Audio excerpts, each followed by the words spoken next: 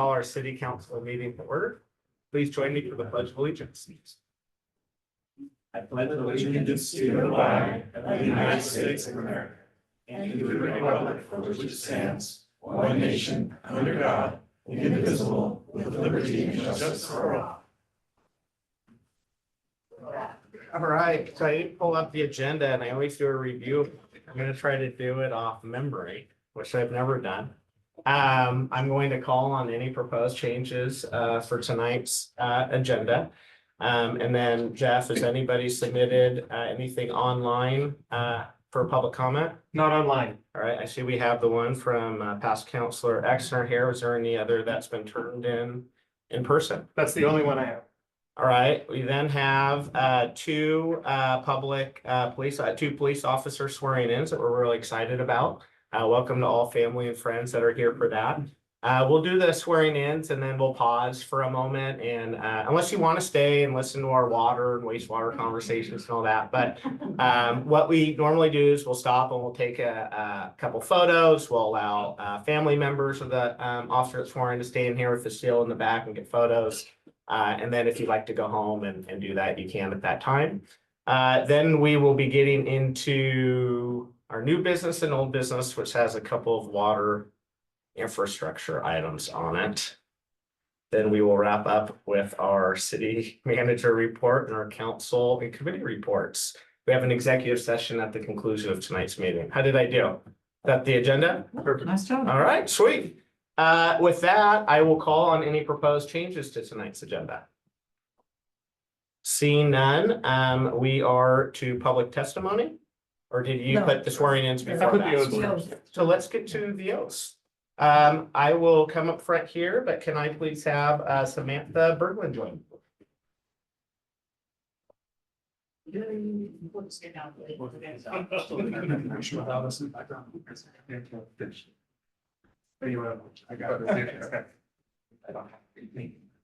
You know, one thing I did mean to say with so many officers here is that this is the last kind of round of swearing in that I get to do this also for this council. This council has been very supportive of you and what you do with your careers. We've just put in additional amount of funds into equipment, additional officers. And I really just bring this up to say, when you go out there and you defend this community, please know that the folks that sit up here and are members here in this community, we've got your back. And we support you every moment that you're out there doing that. Thank you so much for what you do for us. And it's truly, this is the biggest honor that we get to do as an elected official. So thank you. You can put your right hand up and repeat after me. I, Samantha Berglund, do solemnly swear I, Samantha Berglund, do solemnly swear that I will support the Constitution of the United States that I will support the Constitution of the United States and the Constitution of the State of Oregon and the laws therefore, and the Constitution of the State of Oregon and the laws therefore, and I will faithfully, honestly, and impartially discharge the duties of a police officer and I will faithfully, honestly, and impartially discharge the duties of a police officer during my continuance therein, during my continuance therein, to the best of my ability, so help me God. to the best of my ability, so help me God. Congratulations. Thank you. Thank you.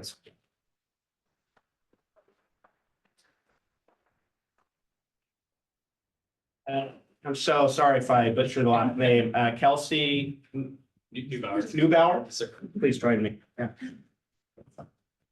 It's an honor. Thank you. I, Kelsey Neubauer, do solemnly swear I, Kelsey Neubauer, do solemnly swear that I will support the Constitution of the United States that I will support the Constitution of the United States and the Constitution of the State of Oregon and the laws therefore, and the Constitution of the State of Oregon and the laws therefore, and I will faithfully, honestly, and impartially and I will faithfully, honestly, and impartially discharge the duties of a police officer discharge the duties of a police officer during my continuance therein, during my continuance therein, to the best of my ability, so help me God. to the best of my abilities, so help me God. Congratulations. Welcome.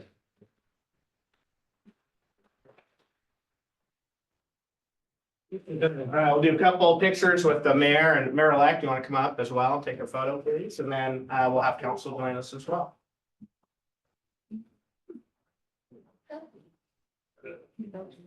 Thank you. Yeah, please.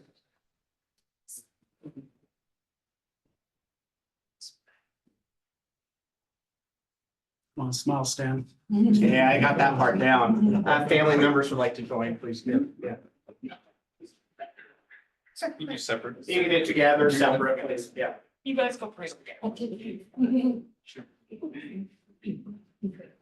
you guys have a camera you want us to take it on or? Mom. Somebody could do it.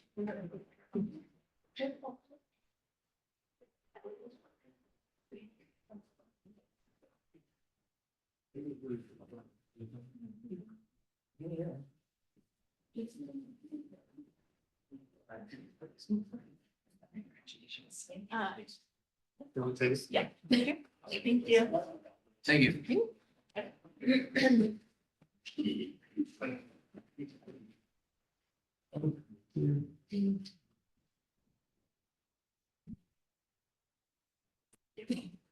All right. Don't we have a big one? Yes.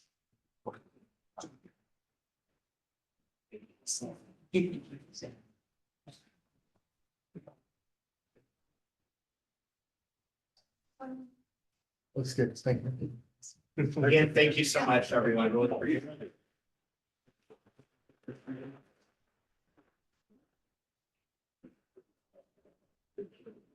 I.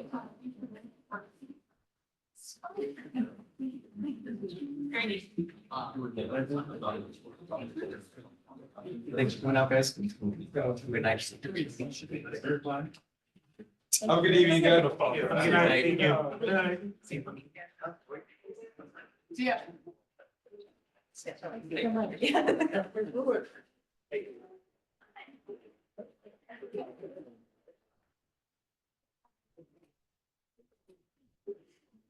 So I see it's the cheap spot.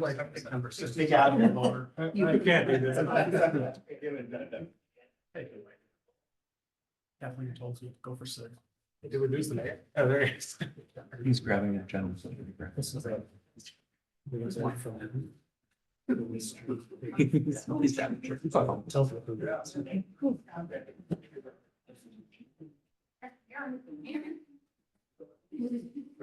Right there. Here, let me just sign these right there for you. Okay. Now.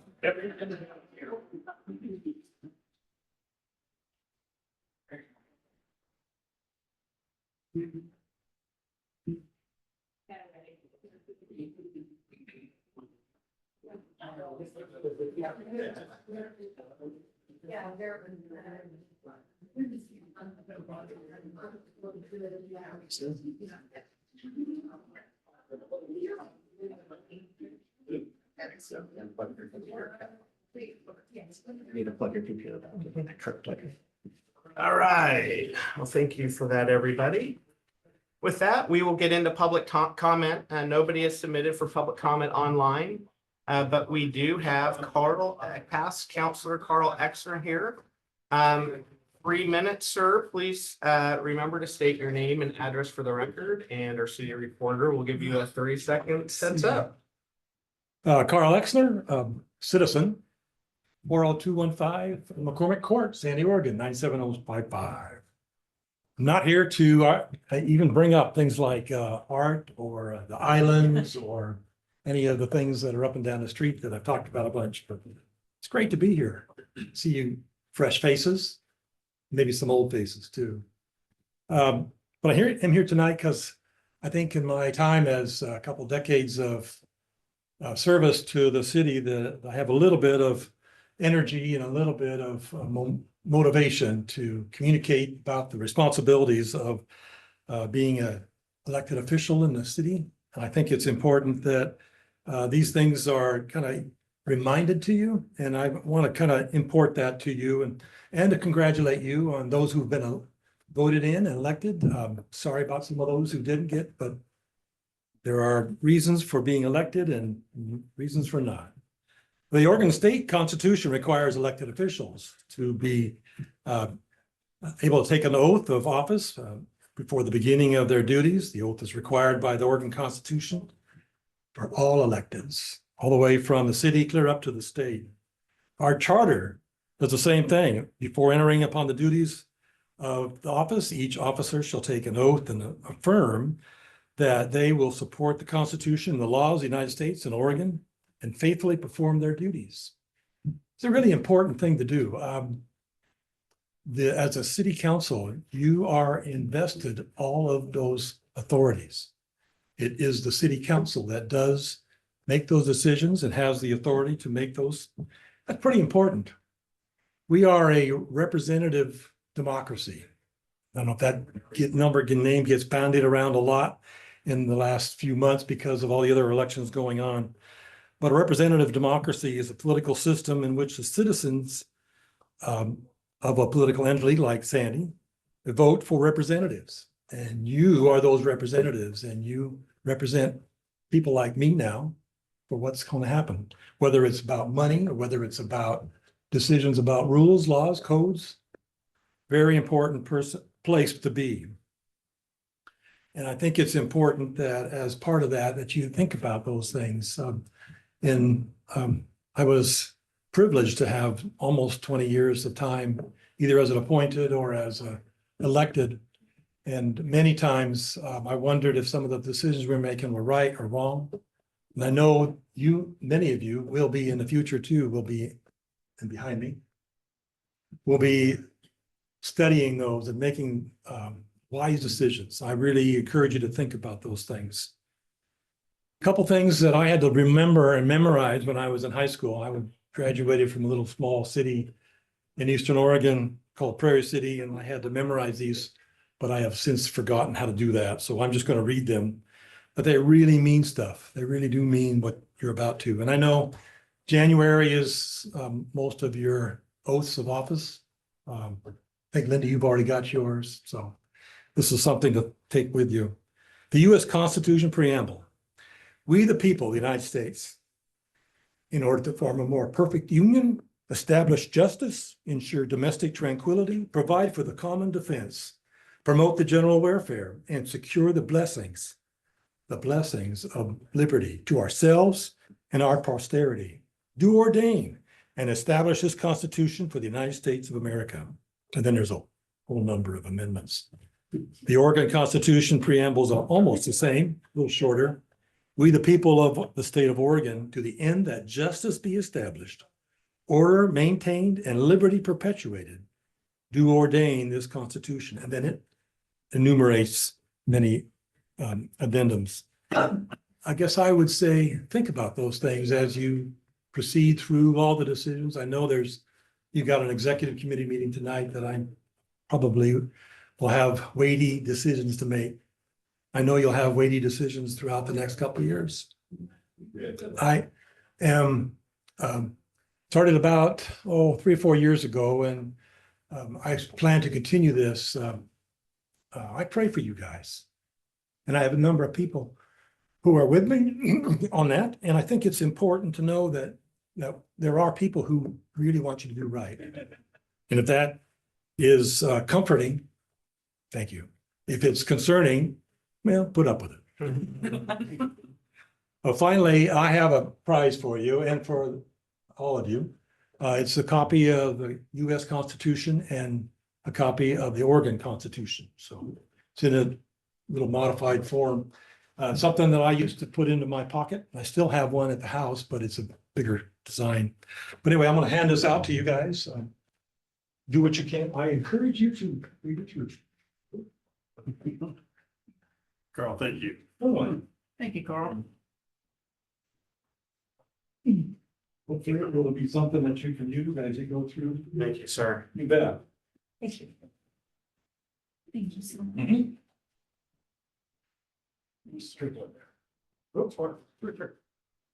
So thank you. There's more here, and you guys are part of this too. And I got one for you. Sure. So anyway, that's it for me. Thank you, sir. Good luck. You know, whoa. But when Next when time I you see say me, people can go, you get to stay for the water and wastewater. Oh, no. I will be Come on. back, and I'll probably be talking about some other things that, but probably not quite so much fun. But congratulations and good luck. Thank you, Carl. sir. Thank you. Thank you, Carl. Appreciate it. All right, moving ahead to our consent agenda. We have our city council meeting minutes from our November 4th, 2024 meeting. Unless there's discussion, conversation, or modifications, I will entertain a motion to adopt. Move we adopt the council minutes and the consent agenda. Is there a second? Second. There's a motion by Counselor Hokinson, a second by Counselor Sheldon to adopt the consent agenda. All those in favor signify by saying aye. Opposed, nays. Motion carries. Ahead to new business, discussion update to the water and wastewater system development charges, SDCs. No. Let's get it done. I get it. Couple more weeks, brother. Chief, can you put that door back open now that it is? Thank you. SDC's first, right? Yep. All right, thank you, Mayor and Council. Before I forget to introduce who is sitting next to me. No, I don't know if that one works or no. Just the one with the light. Oh, right. Yeah. Before I It'll pick it. forget to introduce who's sitting next to me, we have John Gillarducci from FCS Group. John has worked with the city a number of times in the past on updating system development charge methodology and helping us with our rate models. And so he's a familiar face to some of you, but a new face to others. So John, thanks for being here this evening. The purpose of tonight's initial discussion here regarding water and wastewater system development charges is to get some revised numbers in front of the council. So we've had quite a bit of discussion around parks SDCs and transportation SDCs recently. The council has expressed a desire for quite some time to get all of the SDCs back in front of you to see a comprehensive picture of where we're at currently and where we may need to go. And so there is not a decision to be made this evening as far as setting a new rate or adopting any methodology. The direction and feedback that we get this evening will help us move forward with drafting the updated methodology, noticing the 90-day notice period, and then coming back before the council to actually adopt methodology in the future and set the rate at that time. So tonight's more informational and discussion based, make sure we're all on the same page, know where we're at, where we're going. With that, I'll just kick it over to you, John, to jump right in. Thank you, Tyler. Thank you, Mayor and Council. So the way that we've set this up, I will, and you can slide, please, thanks. I've got some background on system development charges. It'll be a quick refresher for most of you, and then we'll get right into the water summary of the water calculation and a summary of the wastewater calculation, and we'll talk about next steps. Slide, please. So a few characteristics of system development charges. These are, in contrast to the rates discussion, which we will have after this, these are the one-time fees paid at the time of development by new development and certain types of redevelopment when they increase the intensity of demand or use on the system. The law tells us, Oregon statute provides system development charges for water, wastewater, stormwater, transportation, and parks. So those are the only services for which we can charge SDCs. As you'll see, we calculate them based on the cost of capital projects, capital construction, and you can only spend the money on capital, not operations.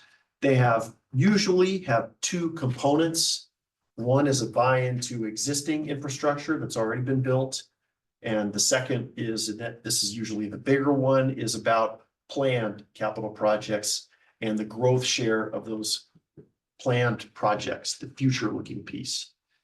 Finally, SDCs are intended to represent a share of major system facilities. We're not talking about the meter installation. We're talking about a share of the storage system and transmission and distribution. So that's what you'll see in the project lists. Slide, please. So this is what the math looks like. It's pretty straightforward. That first component, the buy-in to existing infrastructure, is called the reimbursement fee.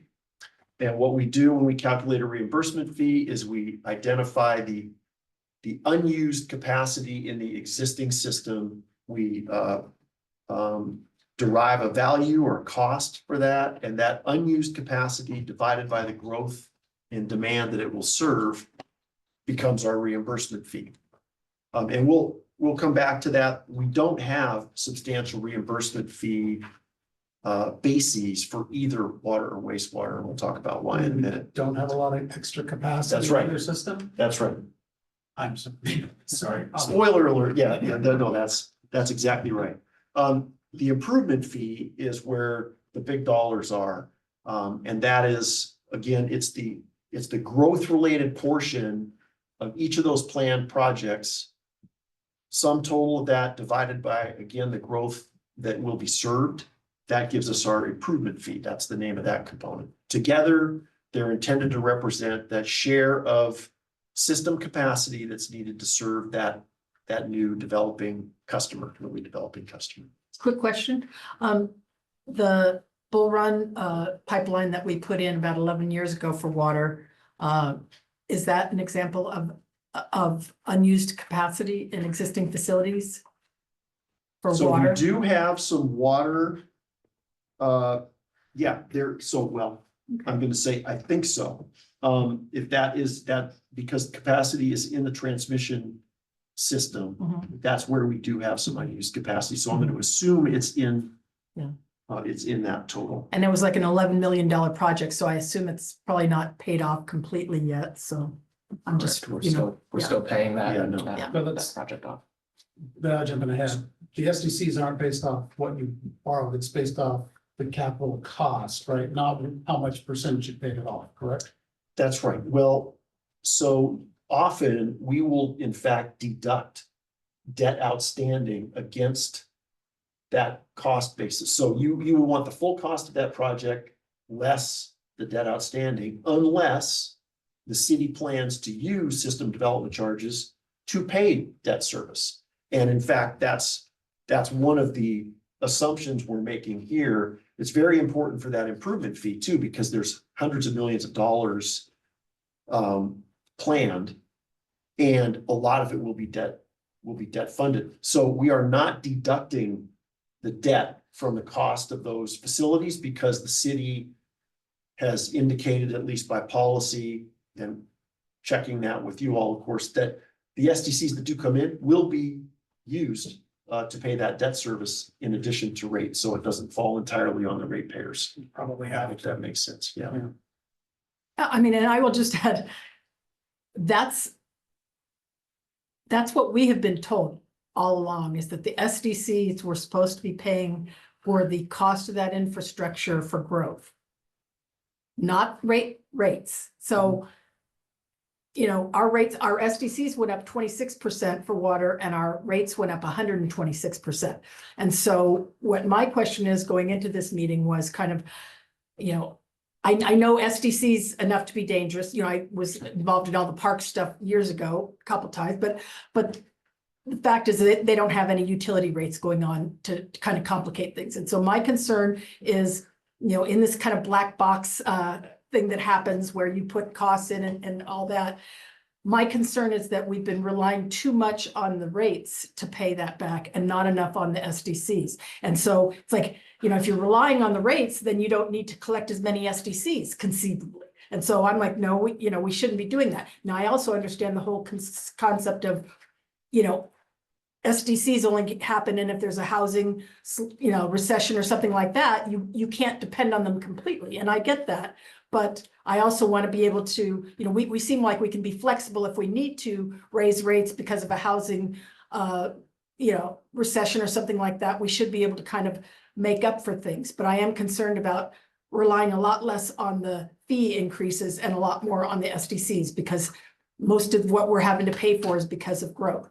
So one of the ways that we're doing that is by not deducting the debt from the cost basis, so that you know, we're basically building in that those charges will be used to help pay the debt. But the problem with system development charges, I think problem is the right word, is the growth. So we're dividing by growth, you know, and in the case of water, it's growth to 2050. So those charges come in over a very long period of time, and they ebb and flow with growth from year to year. And if you need the facilities now, there's really no choice but to issue debt to pay, and then the ratepayers have to help pay for that debt to be reimbursed by growth as it occurs over a much longer period of time. So it's a cash flow issue. If the city could wait until 2050 to build the projects, it would have all the cash that it needed to do that, but it's a timing and cash flow issue that we've tried to mitigate, I guess, as well as we could, but as you'll see, it takes both. Unfortunately, high SDCs and high rates in order to get the costs covered here. But points well taken. Thank you. Next slide, please. So we'll start with water. And so growth in water demand is the denominator in the water SDC calculation. And as you look at that table, focusing on that 2023 column, which for our purposes is the current year because it lines up with the capital plan. We know what peak season max day demand is 2.3 million gallons a day. Total MCEs are meter capacity equivalent. So that is the existing customer base expressed as if it was all 5/8 by 3/4 inch meters. You have some meters that are larger, but we adjusted by the flow capacity to equate them to 1 MCE or that 5/8 by 3/4 inch meter. So 5,195 of those. The plan, the 2022 Water System Master Plan tells us that peak season max day demand in 2050 is expected to be 3.92 MGD. So we're just escalating the number of MCEs proportionally by that growth in demand over that period. And you'll see in the second to the last column where it says growth 2023 to 2050, 3,659. That is the resulting growth in MCEs from now to 2050. And again, forecasting projections. The most important thing is that this growth aligns with the capital project list that is also part of that master plan. So that will be the denominator in the calculation. You can go to the next slide, please. And this is the project list, the water project list, and you'll see obviously costs totaling about $166 million in 2022 dollars. We've adjusted that to current costs using the Engineering News Record Construction Cost Index. So it's about 172 million in current costs, but we apply those percentages SDC eligibility based on information that's in the master plan, discussions with staff. We're able to isolate the growth related portion of each of those projects, and that's what that percentage is. So the SDC eligible cost in the far right column, that's actually the improvement fee eligible cost. That's the amount that we can include in the calculation. My glasses, I thought it was 66.4 million, basically. And as you'll note there, calculations assume the city will use SDCs to pay for related debt. So we're not deducting debt from that number. Can you just clarify, because we've been being told, Jeff or AJ, whatever, the $70 million cost for the Alder Creek improvements and the Bull Run connection. And so how are we coming up with more than twice? Well, you got 2034 and beyond. If you look down there, you've got 38 million post those things that we're talking about already. There's probably more, but Yeah, that's essentially the answer. The numbers that we refer to, that 70 to 80 million dollars, are the immediate projects that are critical and underway currently. That's not the 30-year life cycle cost and future improvements and annual replacement budget over the next 18 years. We're focused on just those large capital costs of the projects that are currently underway and right in front of us right now. Thank you. Next slide, please. I am curious, it seems lonely by itself with $180,000 of outside funding. It's just kind of an odd one, just hanging out there. What is that? and applied against such a massive project. Well, yeah, I was just wondering what your attention to even include it or. We typically, and I don't know off the top of my head, we typically only include outside funding when it is a known certainty. So I will check with our analyst, Zach, who is vacationing in New Zealand right now, and get back to you on that one, if that's okay. No problem, just stuck out. Yeah.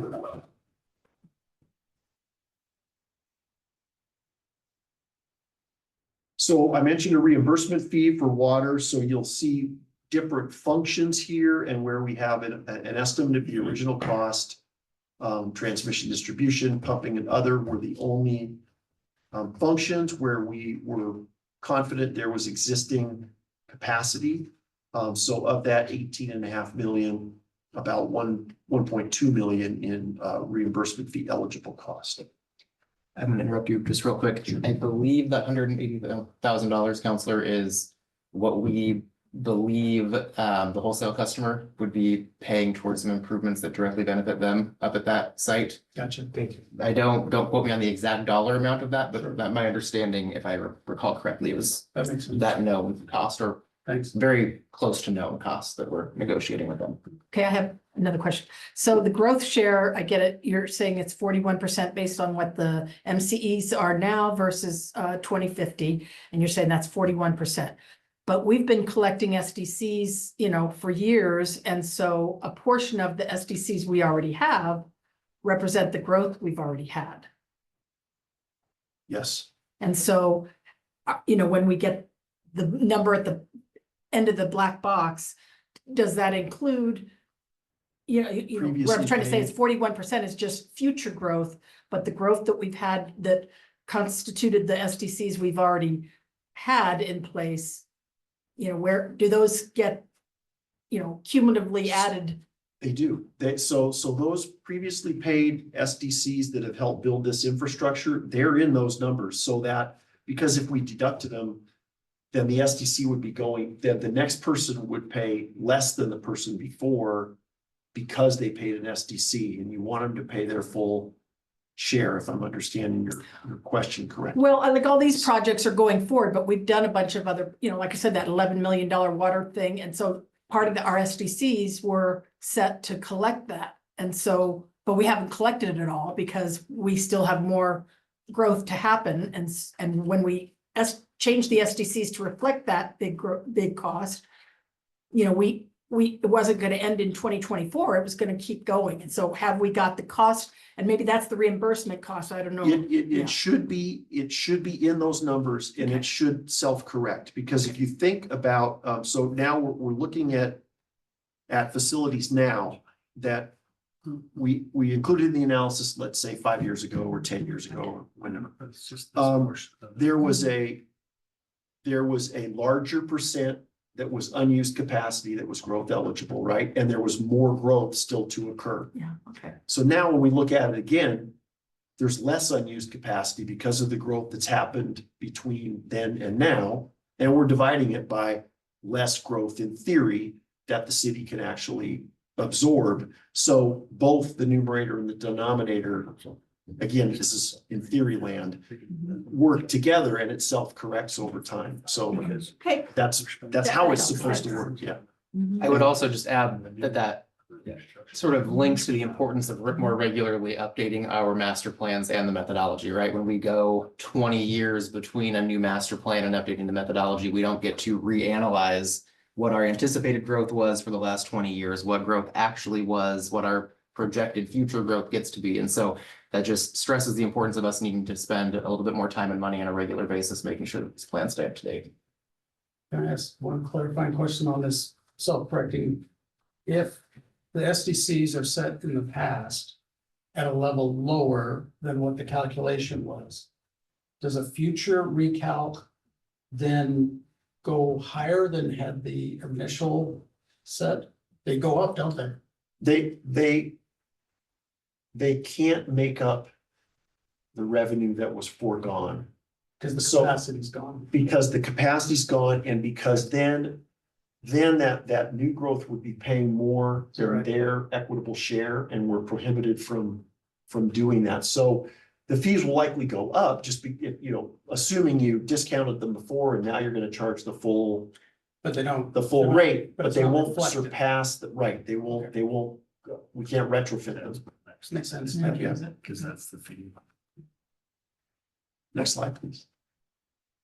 So this is where the numbers come together. You'll see that improvement fee cost basis that hopefully you recognize from a couple of slides ago. That was the growth related total from the project list. The 1.2 million, that reimbursement fee cost basis. Okay, so compliance costs. One of the things that the law allows us to do is recover the cost of accounting for the program and paying for SDC studies like ours. So that's just the multiple years of those compliance costs added together and included. So the total 67.6 million. We're going to divide all those different numbers by that growth in MCEs.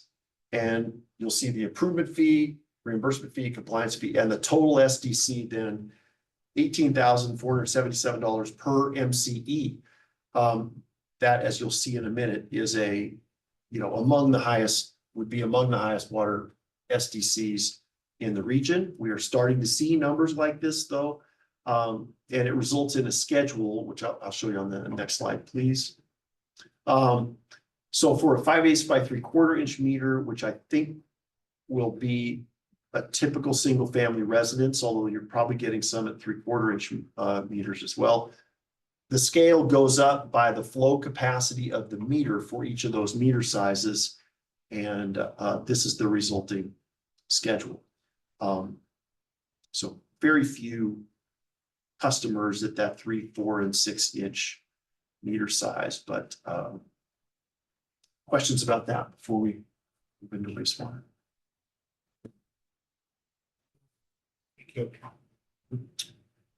Oh, comparisons, right. Good one. Yeah, so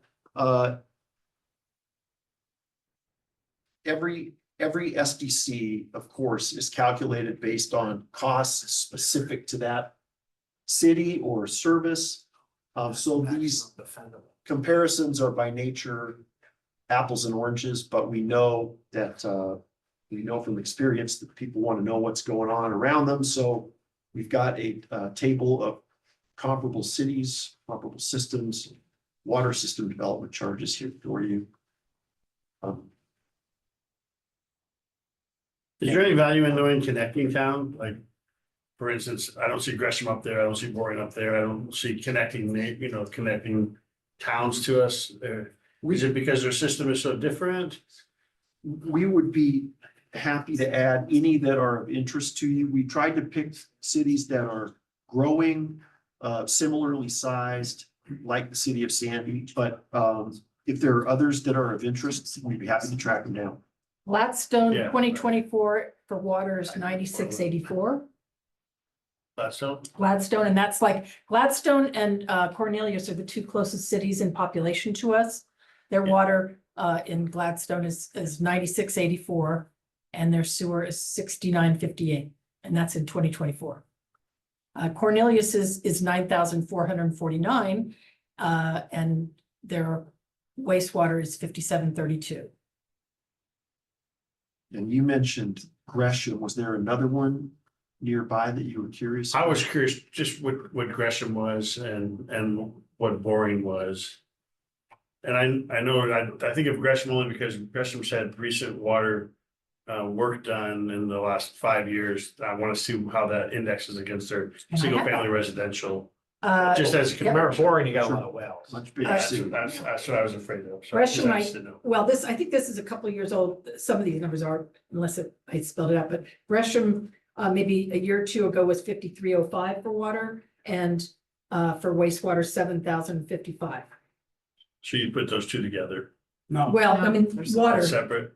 Separate. water is the 5,305. Okay. The wastewater is 7,055, so. So Much bigger system too. I'm just gonna say Yeah, it this now, is and just I'd like to, water. if it's okay, Mayor, I'd rather talk about direction on water before we go into wastewater. We don't have to decide, but I just want to at least have a little. Or, you know, I mean, we're not deciding any of them, tonight, so Right, sure. yeah. To me, when we're talking about parks or streets and the SDCs, there's some, especially when we look at the transportation master plan with things like the bypass and things in it, we know there's things we will never build in there. Parks, you could argue maybe there's some stretch goals, and some people would argue they're not stretch goals, we need them all. Fair, but if we don't build a park, it's not fatal. When we come to the water plan, everything that's identified in there represents our best guess at what it's really gonna cost to sustain the number of people that the plans project. If we don't collect the maximum for water, and you can make the same case with wastewater, then that difference is getting shifted to ratepayer. Because somebody has to pay. And I think, it's good to compare to Gresham or somebody else and say, well, look, we're 17,000 higher. But if we say anything less than 19, then you gotta just be real straight and go. And all the citizens that are here and already been here need to pay for that so that that new development can go in at a subsidized rate.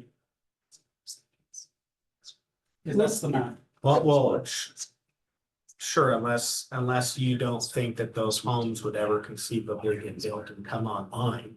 So you would never receive that SDC, right? I agree. I know, I just think you always gotta take it, I'm not trying to debate it, I just think you gotta Historically- take it to the next step, right? Historically, we have leaned on the existing residents to make up the difference. And it get attracted to me. I would argue we haven't leaned on anything. We haven't raised enough anywhere, but, you know. Right, but I mean, Yeah. so rates right now are reflecting our historically low SDCs. It's true. And you No, I mean, you can't argue that. I do hear you, and I don't think that knowing what Gresham is for me, at least, makes me determine whether or not our rate should be 19,000. I just like to know what our community, what our neighboring communities are, because that's where I believe home buyers are coming into our town. We're not building homes, so Yeah. what, right You now, can't but price we will yourself be, out of the market. right, and I'm not saying I'm opposed to that at all, because we need what we need and we're unique. Well, and Gresham's a And we more do that. attractive community to build in a lot of ways as a developer, just because your proximity to Portland and Right, highways. right. and Well, I think if you talk to any developer right now, they'll tell you Sandy's non-developable. So Also true. Wilsonville's I- is, Kind of wonder about that one, but Tyler, I keep asking for this and I always keep going back to this. But there's no dates on when these were updated. On here, The comparables, yes. so these are all from 2024, and that is, So, but I understand that's what the current rate is, but when was that rate set? oh, yeah. So was That's that a rate good- set back in 2018 and now we're in 2024, or was it set in 2023? And it's only a year old, because to me, that makes it, that's why we're where we're at right now. And I'm sorry, and unfortunately, that can be a difficult number to track down. It takes a little more research. But the other thing is that many of these are undergoing SDC analyses right now. Right. They will go up in 2025 or beyond. The one thing I do need to point out, we've got a small correction to make on, and you'll see this on the wastewater SDC comparisons too. The number we're listing here for Sandy as the maximum is from the previous iteration. So we've got 19,675. That should be 18,477, which was the number on the previous page. Sorry about that. It's a small difference there, but. the other thing, I pulled down the LOC's list, Oregon City's SDC rates from 2022 on the League of Oregon City stuff. And from 2022, like I said, Tigard is showing at, for water, 10,853, and yet on yours it shows 6,156. So we should be, kind of checking those numbers, because I'm seeing quite a few, like Wilsonville is showing 16,450 something. Wilsonville on here, Yeah, but 14,000. yeah, so I don't know. I'm sorry, 12,000, yeah, so League of Oregon City's 2022 numbers, and I think I checked some of them, especially Cornelius and Gladstone being the closest. I actually looked on the Cornelius and Gladstone website, so maybe We need to check that, because I'm not sure we've got the most. We can certainly proper- look into that. Yeah, Well, I I'll mean, let you talk to him. it is a surprisingly complex endeavor because many of these have local charges and regional charges that underlie them.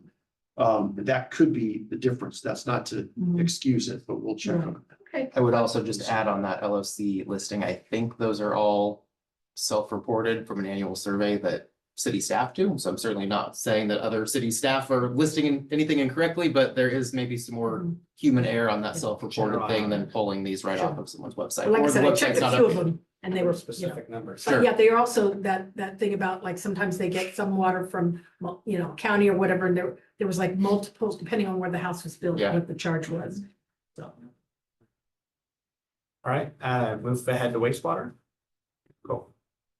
Okay, so we'll start with growth in wastewater volume, not demand. But in this one, we've made some assumptions here because the wastewater customer base in Sandy is slightly different than the water customer base. So we have the number of water MCEs that we know, and that's the same number from a couple slides ago. And then in order to estimate the number of sewer MCEs, which are water meters, but connected to the sewer system, we looked at the number of water accounts and the number of sewer accounts, and you'll see they're just a little bit different. So we adjusted the water MCE number proportionally to arrive at an estimated number of sewer MCEs. Is that based off subjects, you think? Is that what reduces? Water customers that are not sewer Okay, customers so some other must be. treatments, okay. And then we grew that number from 2024 to 2040 based on expected population growth. To be consistent again with the growth forecasts that are embedded in master plan and other plan projections. can someone explain the 22,600 people that says live in Sandy population? That should be the 2024? current population. 12,900. Well, hold on, I mean, it could be. I mean, if you're also counting the Could be people, 22 could be 12, I don't know, but I've also seen numbers where we're at 13 now too. so. okay, so they call it 13, but still so. Yeah. But, is that also counting all the people that are on city water coming down from Alder Creek? Is that what we're? I'm looking at wastewater now. Hmm? We're looking at wastewater. Oh, right. But they also have water and water accounts and all that listed, so that's why they seem to kind of tear off the water. You know, stuff, we're so- assuming that the MCEs, which include commercial as well, will grow as population grows.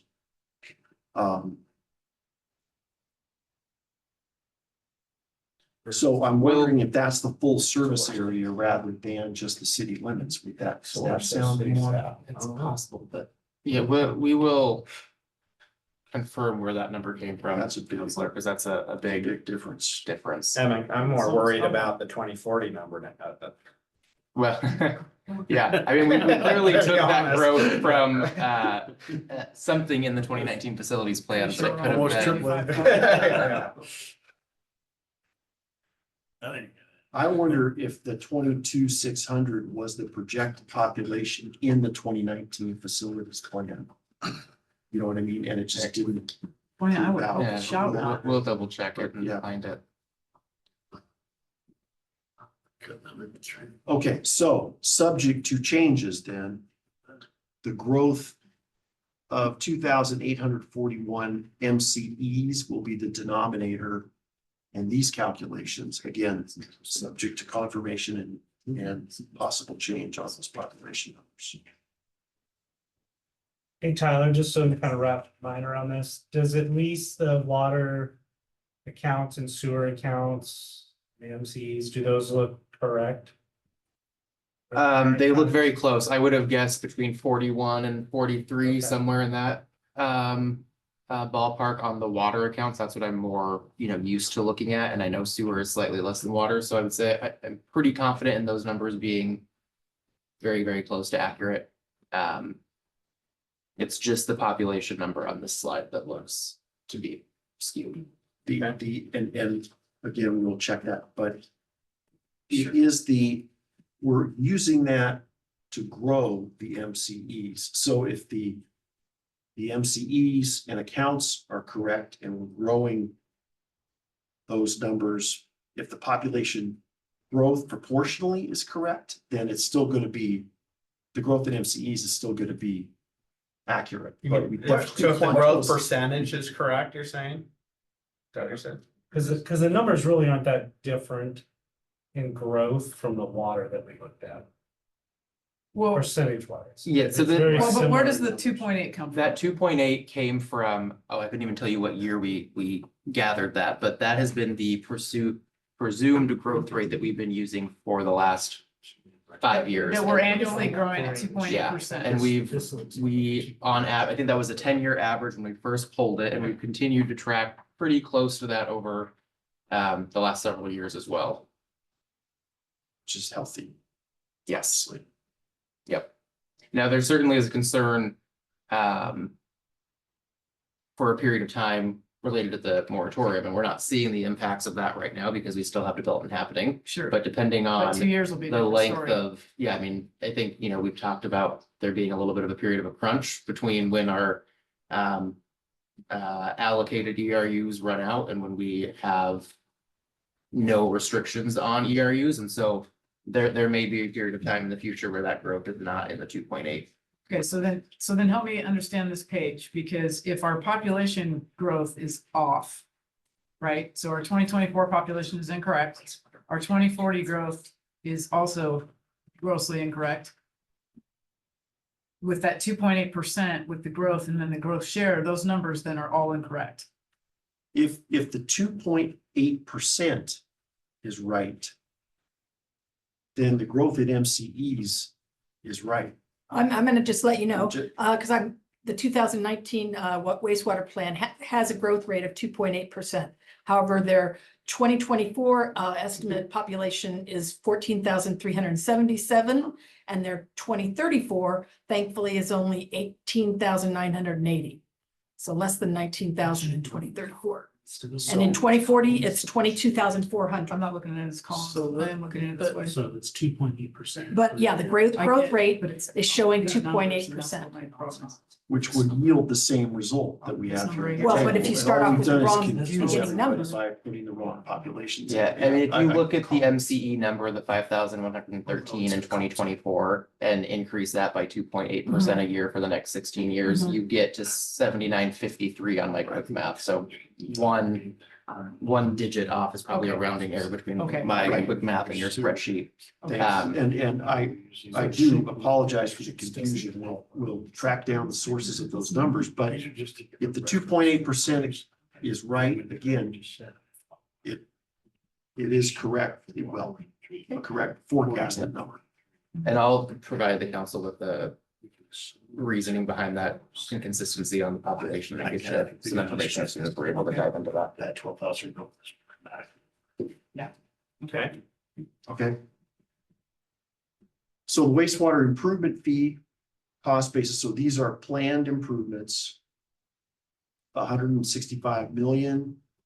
We have SDC eligibility, again. Through city staff discussions about what the capacities will be provided by these projects. We do have known outside funding in this case, and then a resulting SDC eligible cost of about 42.4 million. Is that 3571 the max? That it can be for SDC? It is given the fact that the current wastewater system on peak days, there's no it's exceeding the capacity of the plant. So we have to correct the existing deficiency before we can allocate projects to growth. Tyler, if the project ID was to change to another location or something like that. I'm sorry, what was that? If the project ID, the items listed under the project ID were to change to another location or said something, does that kind of have an effect on any of these rates? It could. So that's an important note to make. We, in a attempt to be mindful of the time it's been since we last looked at the wastewater SDCs and the time it may be before we have an updated facilities plan amendment, we wanted to get this before you and give you, with the best information that we have adopted by the council currently, these are what the numbers are. That 2019 plan has an escalated project cost of 165 million, which you see there. So if there was a different project that were to be swapped out, different alternative that were to be swapped out, it's probably a little bit more than what's listed there. We can certainly then look at an SDC revision if we need to at that time, once we have a revised plan. But it's not going to dramatically change, I think, the overall SDC at the end of the day. It would change some, and we'll certainly bring a revised methodology back before the council or a swapping out of the CIP plan at that time, but we didn't want to delay any longer in getting this information in front of the council. Okay, I'm still having trouble wrapping my head around that SDC eligibility is only 35%. I get it's 35% for future growth, but for the growth that we've already had, like I said, we already had SDCs there, and the outfall to the Sandy River is going to benefit all those people. So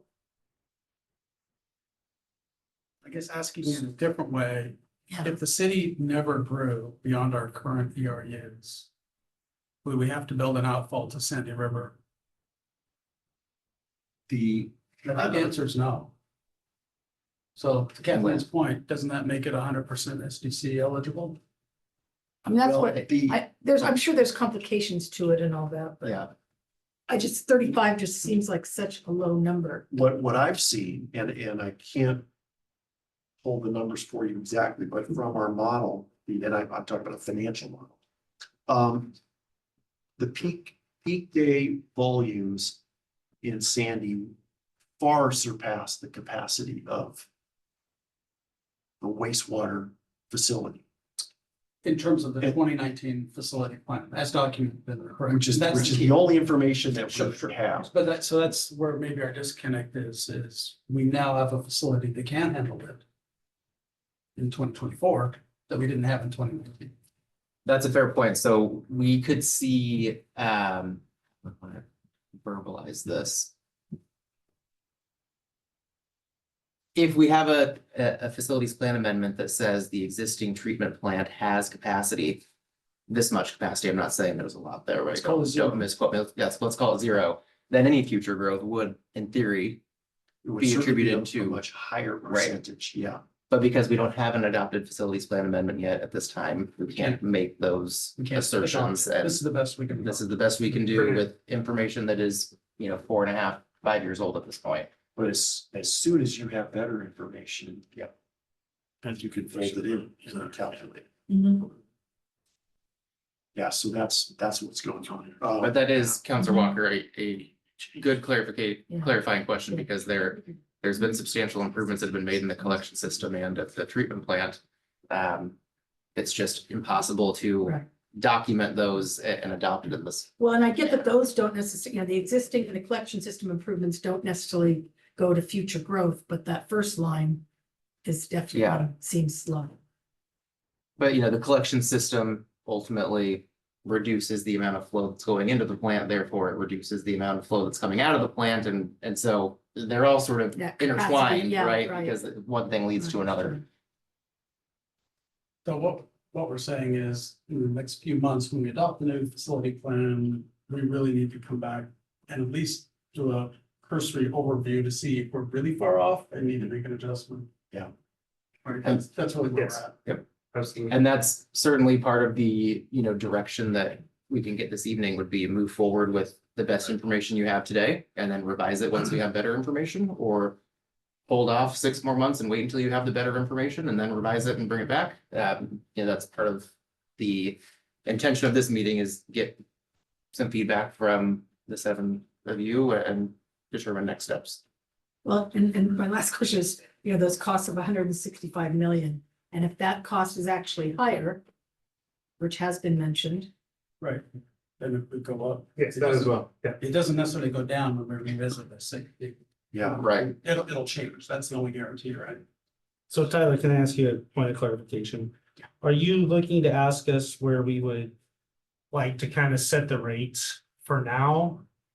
And then wait until the new one comes up and then readjust from there? Is that what you're looking for with this information? Yeah, Or so what exactly are you no, looking for?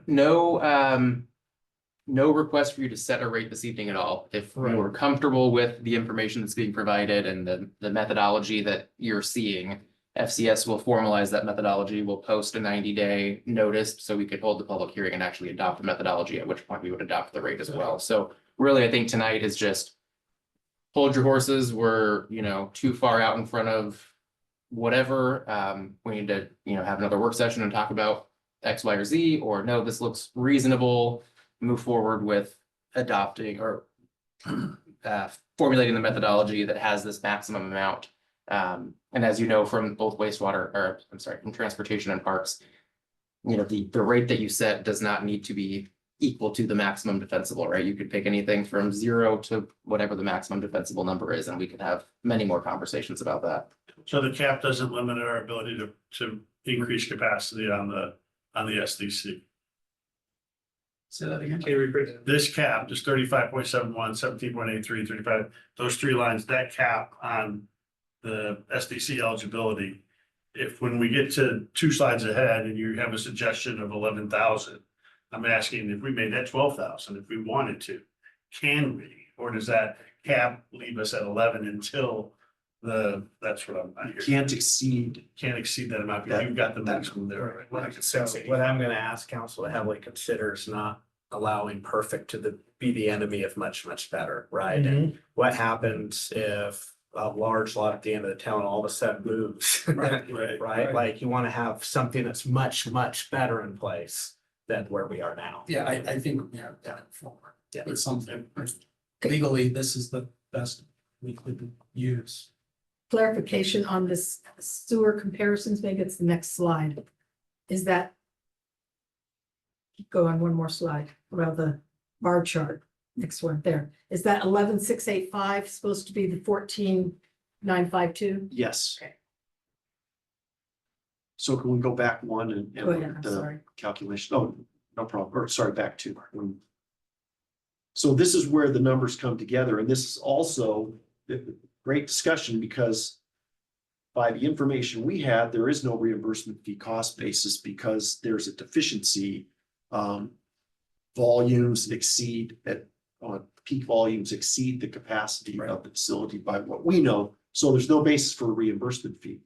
That would also change with the inclusion of new facilities that do have capacity.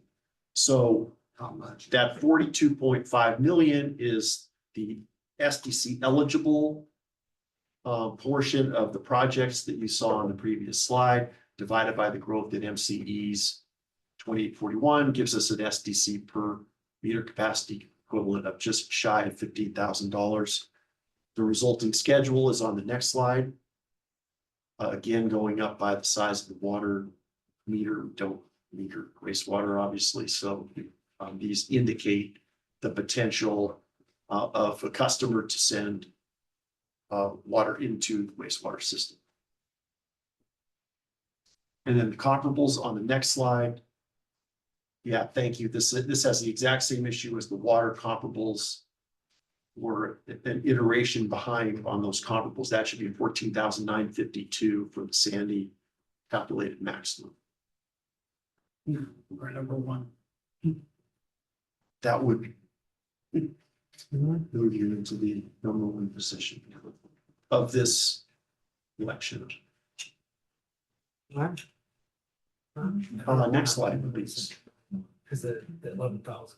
So, and as Tyler mentioned, Feedback. feedback, and then the required process for system development charges is you have to issue a 90-day notice, at least 90 days in advance of a public hearing at which the council could adopt charges. The last 60 days in that 90-day period, we have to have the report available for scrutiny. So anybody who comes in and wants to look at the report, you have to have it available. And then you could act after that 90-day period. That's the exclusion. So what do you guys think? Yeah, I'll be first. I mean, you guys know where I'm at on this. We need to move ahead and update these quickly. I agree. We're in this problem because we didn't do it before. So that's part of the problem is these also should be a little bit of a savings account that would minimize this, and that's just not there in existence. With that being said, though, I just want to make sure when you make this report available, it's going to have all these errors that are corrected. Correct? Yes. I'm for raising them as well, both water and sewer. I'll jump next. I too, I'm relatively more about trying to keep costs down for builders to come in and build more, but I understand I've been on council 2 years, wastewater, freshwater. That's our problem. That's the rate I pay. It's my problem too. I don't think we need to put that on any other ratepayers in the city. It needs to be SDCs. I think we should even increase them even more to cover the future forward that we don't have, but I understand we can't do that until we get the adjusted report. So I would vote yes on both of these as they stand in max. I have a question. So, I think, what was it, the 30-something%, that's attributable to SDCs and all that business. If you said it was, 35% for wastewater, if it was 50% for wastewater, does that mean the SDCs go up or you have more people to pay into it? Well, if the denominator doesn't change and you're just saying that more of each of the projects is growth related, Yeah, then you're only increasing the numerator and the charges would go Okay. up. all right. Yeah, I mean. I will, the other thing I will add is that I was again looking at the other cities and there's quite a few cities that are 47,000 and above. 40, Total all SDCs, five total together. SDCs. Yeah. So, 47,000 mhm.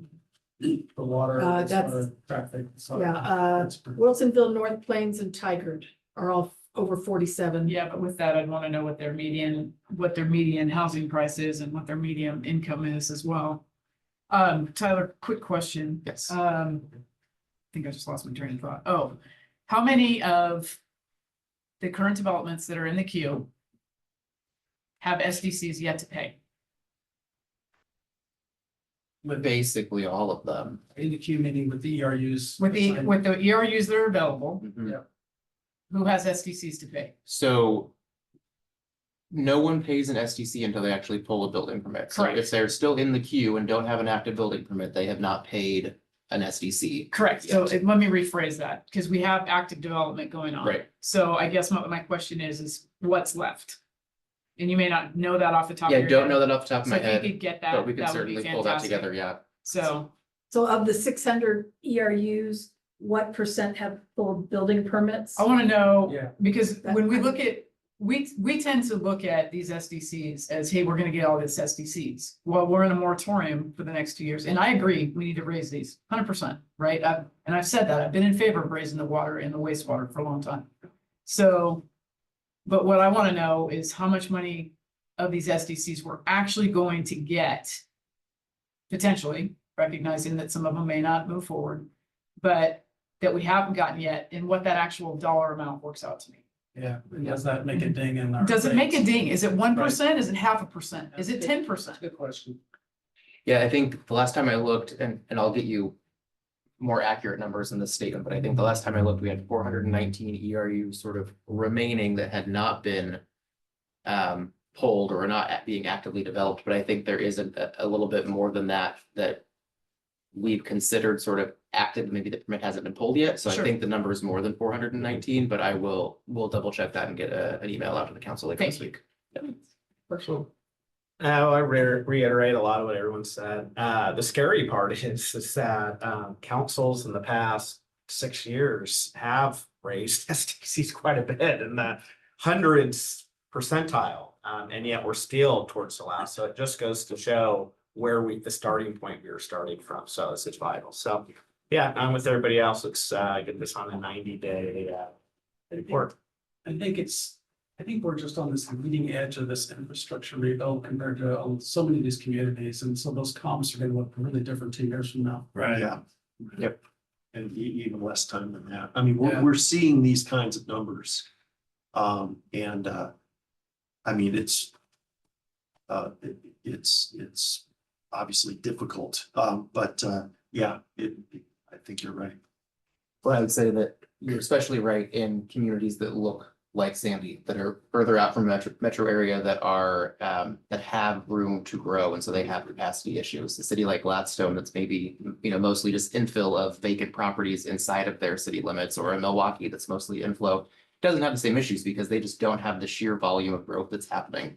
They might have the aged infrastructure side of things that we have, and that's a lot of cities in Oregon, right, that have that piece, Yeah. but this capacity driven issue with large, growth percentages is something that's unique to cities that are like us, that are a little bit further outside and actually have the land to But grow. that said, Gladstone is, total SDCs are, almost 35,000 in 2024.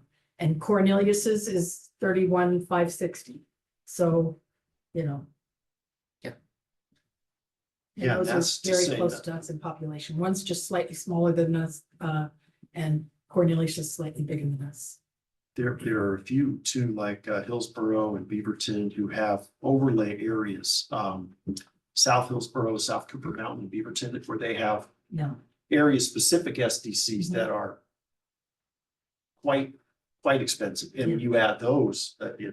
the numbers get really big. When you come back with this in the finalization thing, will you bring us when those SDCs are set? Please, like, I think that's super important to Dawn's point. To know where we're at. I'd also be curious if they are. I think there was one on here where or it says right here. Wilsonville Park SDC updated March 2024. There's a couple on here, but there's just not a lot. Yeah. And maybe that's just what it is.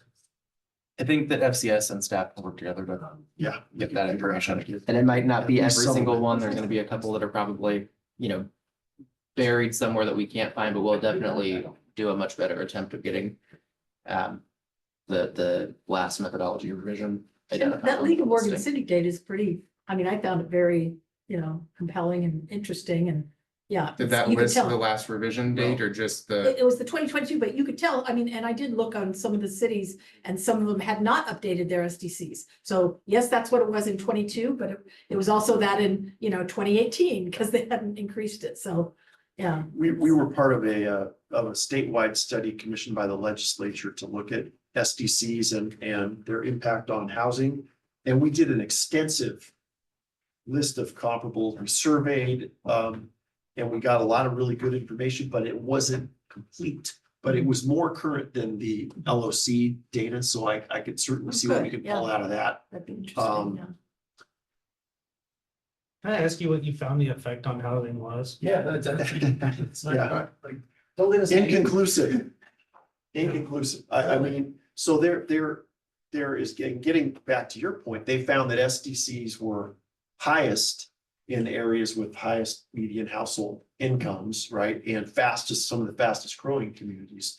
Very hard to know chicken or egg, what's really going on. They Builders don't. don't lose money. They add that SDC to their house price irregardless. It's not. Well, and they can support it though, because the demand is so great. The home prices in those areas are much higher too. So in some cases, as a percentage of the home price, It's small. a really high SDC in Beaverton is quickly absorbed by the average home price there. So the one, probably the most impactful finding in that, and we talked about this when we talked about Parks SDC 2, was this concept of scaling it by the size of the dwelling unit to try and say, okay, if you're building smaller homes, which would presumably be more affordable, should you be paying a lower system development charge than a much larger single family residence? And there was this sort of acknowledgement that as a percentage of the cost of building, the SDC is a much higher percentage of a small home than it is of a large, sort of a collective. You know, that seems obvious, but it's sort of, the approaches have been to apply them uniformly to single family residences for decades, because the numbers just haven't made that much of a difference. Now we're seeing numbers that maybe do, so. Well, we already Anyway. differentiated between apartments and all that, which should, yeah. I And mean, and the size of the meter takes care of some of that too, and the meter size approach, it just depends on Yeah. what you. It is an interesting, I would be interested in knowing how other cities are looking at that, and if anybody is adopting more of a non-meter based approach to these. That would be interesting. Or both, so sometimes they'll do the meter, they'll keep the meter size approach, but add scaling to the Yeah. smallest meter Very curious size. as to how we could apply scaling, because what I'm about is collecting the total amount of money that we need for the infrastructure, how we scale that. Or proportionate across different kinds of development. I'm very open on exploring alternatives there. You know, but since you're also relying on rates to pay for all this, you know, it's also, you know, all those apartments and stuff, you know, have to be able to afford the water too. But I've also expressed interest in looking at different tiering on our rates as well. Yeah, I was gonna say, if you look at like, what they're doing lots right now, right, we just pay them 1 fee on a lot size, kind of like having 1 meter. That's what you pay, instead of looking at what you're building for a single family and an ADU, and how many square feet is that being used, and I'm just wondering if there's other alternative methods that are being tested. That we don't. They always work on what everyone wants to do.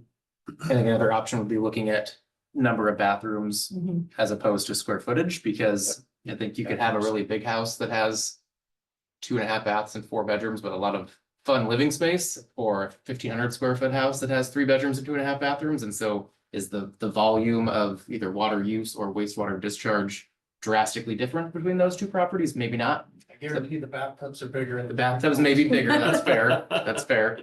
But just another, you know, unit of measure that we could look at. When I say square footage, I'm only thinking about rational size of the cost versus price, right? Yeah. The bigger houses pay more, the smaller houses pay less. Right. Which is natural.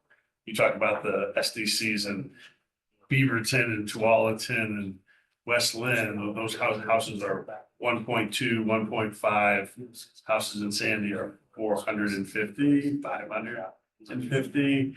But we're gonna have the same SDC. It just seems like it's not. I have one more question. I know it's going off top of it, but you mentioned an overlay district that was more expensive than the other for Hillsborough. What created that overlay district? Was it a separate sewer or water treatment system that was incorporated into the city or something? So there's in South Hillsborough, it was mostly about transportation and parks. They had an area basically undeveloped, and they were going to have to put brand new infrastructure in that area. And they wanted to shield the rest of their ratepayers and development elsewhere in the city from the costs of that brand new infrastructure that would be acquired in that area. So that was the general basis of those overlays. Same thing in South Cooper Mountain and Beaverton. Thank you. There was also, when I was reading about stuff, there were certain, you know, I don't know, Bull Mountain or something, but you know, basically they had a bunch of pump stations and a bunch of other infrastructure that was needed, or that it was a different service provider, you know, where they were getting the water or getting a treat or whatever, that had different costs involved in it. And they Yeah. didn't want to. There's a bunch of regional Yeah, water services, exactly. provides wastewater out there. Hillsborough Water Commission, I mean, there's a lot of different. So you're looking at stuff, one point that was brought up is bedrooms instead of bathrooms. Just because if you have more people, they're gonna use more services, right? Yep. Bathrooms, if you have 1 bedroom and 7 bathrooms, you're only gonna be able to flush so much. My bias is, I don't know, maybe people with bigger rooms can take on the cost a little easier than people with smaller rooms. Yeah, right. Yeah. All right, let's go ahead and thank you so much. Let's go ahead and move ahead with our discussion on the updates to our city fees and charges. Did you have any questions? Sorry, I did have a question, Oh, but I no don't. problem. I get off topic, I'm sorry. First official It question. is my first. I didn't see it. It's a quick one, just Yeah, ask it. of course. Okay, the, No. why don't, I didn't see where we have a stormwater SDC. We do I not. was just reviewed. It's an SDC that we need to do some analysis on. We need to formally have a stormwater master plan, which was budgeted to be started at the end of this biennium. I think we're a couple months behind schedule on that just because of other large scale infrastructure projects that we're working on. But we do have some internal conversations around when can we start that master plan work so that we can get that done and then look at what. So hilarious. Stormwater SDC. It's so hilarious. It's like continuing the legacy of that, right? Like, Carl, like, put you oh, up that for is a question. stormwater. It's like something's in the water over there. It's like, Well, no, something extra would have asked. You're That's starting so to fill funny. his shoes. Yeah, that's hilarious. So that will be a topic that we bring back in the future. We are the only city in Clackamas County that doesn't have a stormwater SDC currently, so there is a need to get that master plan completed and get an SDC methodology updated or adopted rather. Thank you. Okay, so John's still up here with me. We're gonna pivot over to water, wastewater and stormwater fees. Again, no decision is being asked of the council this evening. We plan to bring the resolution to adopt these fees and hold the public hearing back on December second, next council meeting. But we wanted to get the information in front of you this evening, answer any questions that you have, sort of unbox the black box of rates, and that's why John's here to talk about how those rate models work. But ultimately, you know, I'll just kick us off with the rates that are being presented tonight are the same rates that were presented in the budget during the during the budget process and ultimately adopted in the budget from the budget committee and from the council. So no big surprises here. We took the last 6 months or so revising the rate models, making sure we had updated cost estimates for all of our projects, operating and maintenance and repairs and maintenance and all those other items in there, making sure they were up to date and relevant. And so what we knew 2 years ago, at least for the rates that need to be adopted now are the same. And that's a 36% increase for water, an 11% increase for wastewater, and a $2 increase for stormwater per ERU.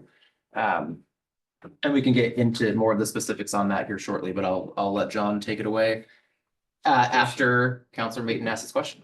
And just so I have this information, with the acknowledgement that we just all agreed that we would like to see the SDCs go up in both wastewater and freshwater, probably within 90 days or so. Will that have any impact on the rates that existing customers pay? And my assumption is to say, once that rate gets improved and building takes place, then we'll have more money. So is it fair to say rates could essentially be lowered? They never do. Over time. That's up to us, though. Right, no, that's what I want. That's Yeah, what- so- I want to That's know up if to there's, us. I want to know if there's a correlation between. We do make assumptions about SDC revenue coming in to offset some of the rate revenue requirements, right, of the. Is it synchronized with what we just went through, though?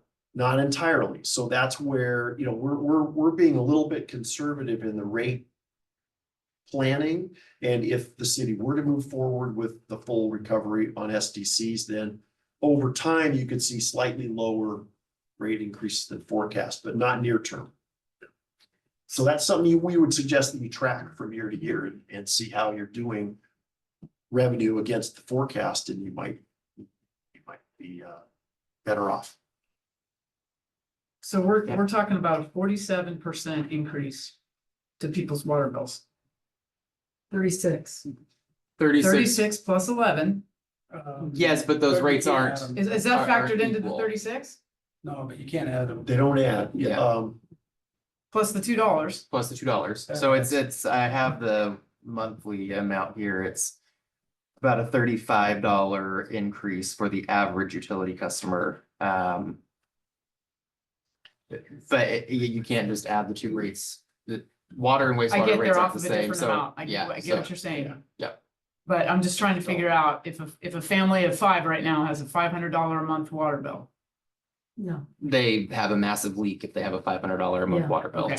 So They what's should, our, they should call the utility office and have. us What's do our it. average water bill right now? With Sandy Net, the average customer is paying about $200 a month. can we be clear what's in that bill? Because we're calling it water and I just want to Yeah. make sure. Fair.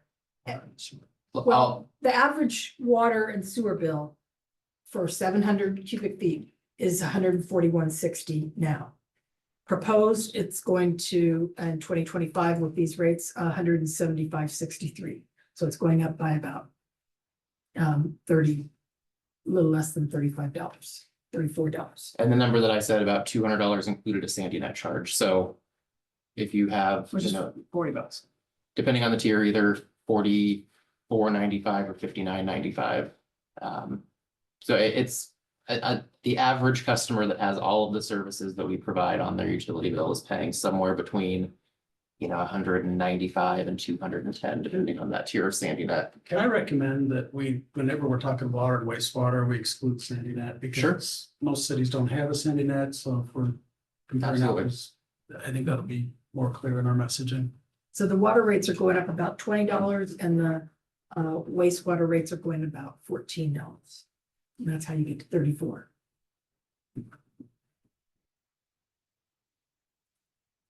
Okay. Ready to? Okay, so as with the SDC information, got a little bit of background, which won't be a surprise, and then we'll get right into a summary of water and wastewater rate projections. Next slide, please. Next slide, please. So as you know, we set utility rates to recover the costs of providing the services. So it all starts with the costs, and then we set the rates to recover those costs. Those include smart fiscal policies to make sure that we don't bankrupt the utilities if there's a capital emergency or if revenues come in a little low. So we build in minimum fund balance targets. We also include projected operating costs. Those are pretty predictable. That's staffing costs, inspections and maintenance, professional services. If you're looking at that bar chart there, that's the green bars, pretty predictable from year to year. It's the capital costs that are much larger numbers. They tend to be more lumpier, I guess you could say. We'll be light capital projects one year and then have a huge investment the next year. Part of our job with financial planning or rate planning is to smooth out those bumps. And you do that by issuing debt at times or by saving money to spend it later on capital projects. We don't have that luxury here because we have substantial capital investments that the city is making. So this bar chart is just an example. It's Just not- an example. Okay. We'll get to the real bar charts in just a minute. So one of the things that we spend a lot of time and care on is the mix of cash funding of capital projects and debt funding of capital projects. What you'll see is we're trying to we use a lot of debt from different sources because we have to, but there's also an amount that's cash funded. We're trying to optimize the mix of cash and debt, believe it or not, to keep the rates as low as possible, given all the capital needs that the city So has. when you say cash and debt, that's not synonymous with SDCs and rates, No. right?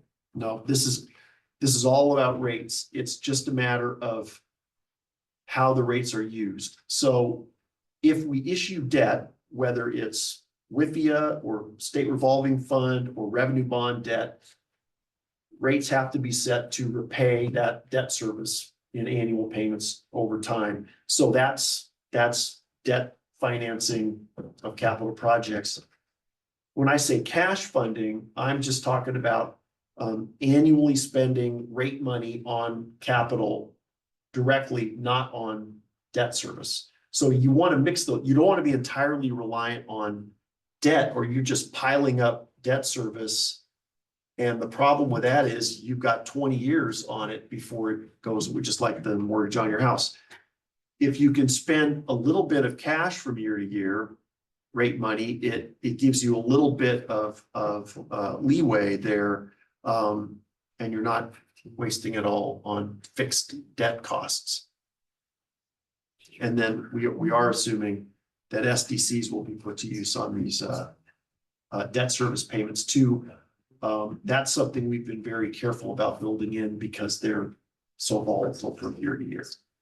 So just a real micro example of this with the Sandercock Reservoir repairs. It's about $900,000 to do those repairs, and we ended up doing a small Business Oregon loan for that because we didn't have enough, cash reserves built up to keep the required reserves we needed for other debt in the water fund, as well as shelling out almost $1 million to do the needed upgrades there. But in a perfect world, projects that are less than $1 million that have a quick project timeline, we should be able to cash fund some of that so that we're not taking out debt and paying $100,000 in interest on it over the course of 20 years. And so just some sort of right sizing of like, how much money should we have in the bank to pay for some of these smaller projects, cash funded as you go, versus the larger scale when we're not going to have 40 million cash sitting there, right, to do a whole treatment plant expansion or something like that. So trying to balance those two different scenarios. That's debt is better used for those big infrequent projects and not used for things like an ongoing pipe replacement program or repair and replacement of the existing system. Those should be cash funded generally. So that's what we've tried to build in to these forecasts. Next slide, please. This concept of coverage, one of the things that we look at when we are forecasting revenue bond debt, some types of special program debt, is the market will require that you set rates not only to cover the debt service, the annual debt service payment, but a factor over and above that, just so they know there's a cushion there in case you fall short, they know you'll be able to make the debt payment. That's called coverage. So we model coverage and it generates some cash that can be used for capital and you still make your coverage requirement. So that's just What kind of cushion are you assuming? 1.5 is So 1 50%? Yeah, For and that is- 50% cushion? That's right, on the debt service. So the payment times 1.5, and a common revenue bond coverage requirement is 1.25, but if you stick right at the 1.25, you'll have trouble issuing debt in the future. So we assume 1.5 for our modeling purposes. And all that does is generate additional cash that's used for capital anyway, so Well, but it also increases your fees needed to achieve that cushion. It does some, well, in the short term, it does. But it also decreases your reliance on debt. So it's, there are trade-offs everywhere with these financial plans.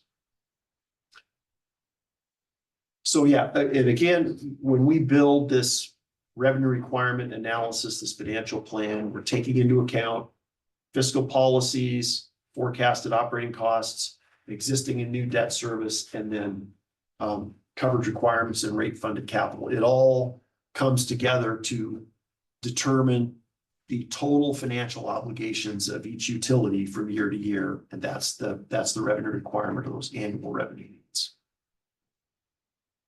Next slide, please. So again, beginning with water, this is a summary of the year-to-year capital plan. And these are, unlike the system development charge study, these are all escalated to the year of construction because we want to plan for those full costs. So you see from year to year, some very significant high expenditure years, 2026 and 2027. Those are fiscal years 26 and 27. And then, total of almost $106 million in the next 10 years. So okay, so those other costs that are over the 105 are beyond 2034? Right. Okay. And that the next slide shows where the money is coming from in this complex financial plan in order to meet those different requirements. So we've got WIPIA loans, Business Oregon and Drinking Water State Revolving Fund loans. Those tend to be on the front end. And then where we have additional capital needs in the later years, we're using revenue bonds, rates, SDCs, and interest. So you see where those come in and help in the long term. All of those debt, sorry. I was gonna say, and again, this is our best guess of those funding Yeah. sources as of today, right? If we are fortunate to get some large appropriation from the state or federal government or get other favorable loan terms that aren't a WIFIA loan or aren't revenue bonds, that's when we call FCS and ZEC and John and say, hey, we've got a different funding source or strategy. Can you update the rate model to reflect this most recent funding source? So it's a evolving and fluid Yeah, rate model. very much so. So if you look at the pie chart there where you see revenue bonds, WIPIA loans, Business Oregon and Drinking Water SRF loans, those all result in annual debt service. So you'll see on the next slide where we've got the stacked bars are that dark green are cash operating expenses. The orange is debt service. So you see how that accumulates over time as we're issuing additional debt. That becomes an annual obligation. And then the gold part at the very top is the cash funding that's generated that we also use for capital projects. So we're trying to meet that objective of smoothing out the rate increases, but as you see there, it requires a significant series of increases in the rates until they finally start to level out in 2034. Again, assuming everything happens as we have forecasted. Okay, so let me just ask the yellow part. The question I have is what percentage of that yellow is SDCs versus rates?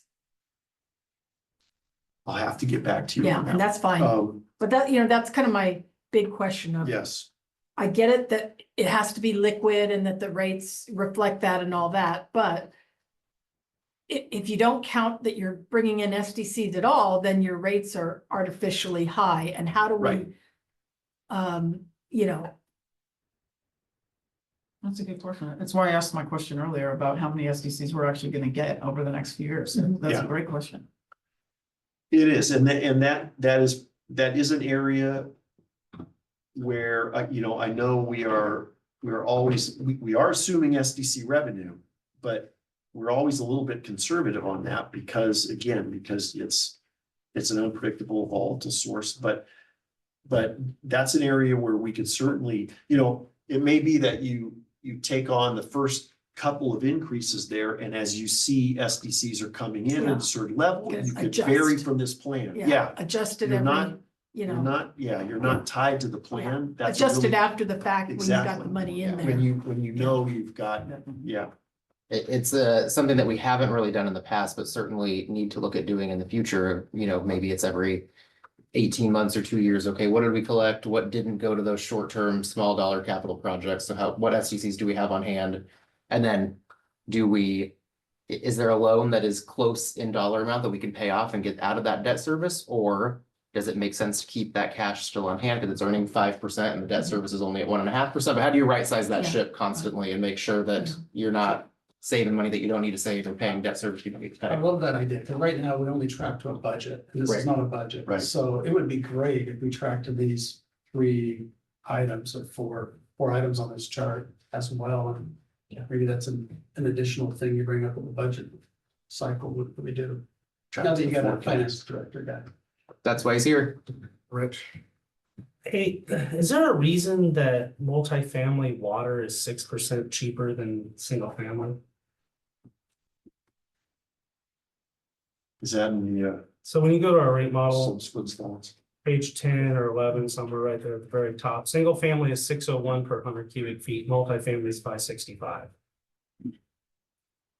So the one thing that we did not do, and I mean, this is a significant additional analysis. It's called a cost of service analysis. And it's a cost of service analysis where you look at different demands of different customer types and calculate who should be paying.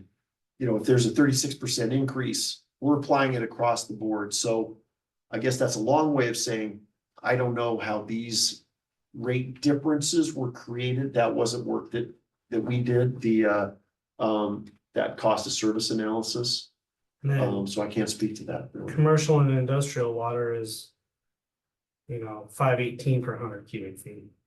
It might have something to do with the yard and all that, if you're not, watering the yard and.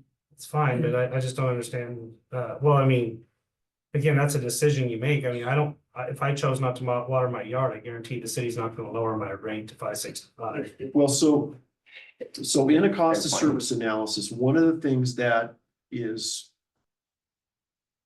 almost universal is that the single family residential customer class uses more water during peak periods compared to the rest of the year than other customer types, because they do outdoor lawn watering, and commercial peaks a little bit in the summer, but nowhere near like the single family class. And same thing with multifamily, they peak less because they might have common ground and stuff, but they're not doing outdoor discretionary use like single family.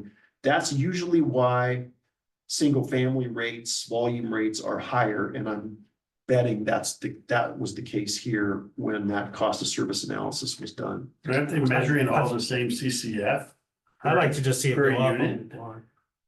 I'm sorry, this is the first time I've ever done water rates myself. Yeah. On council, but I'm to Rich's point, I'm like, why aren't we charging a single rate per CCF? Because if the usage is the usage. Right.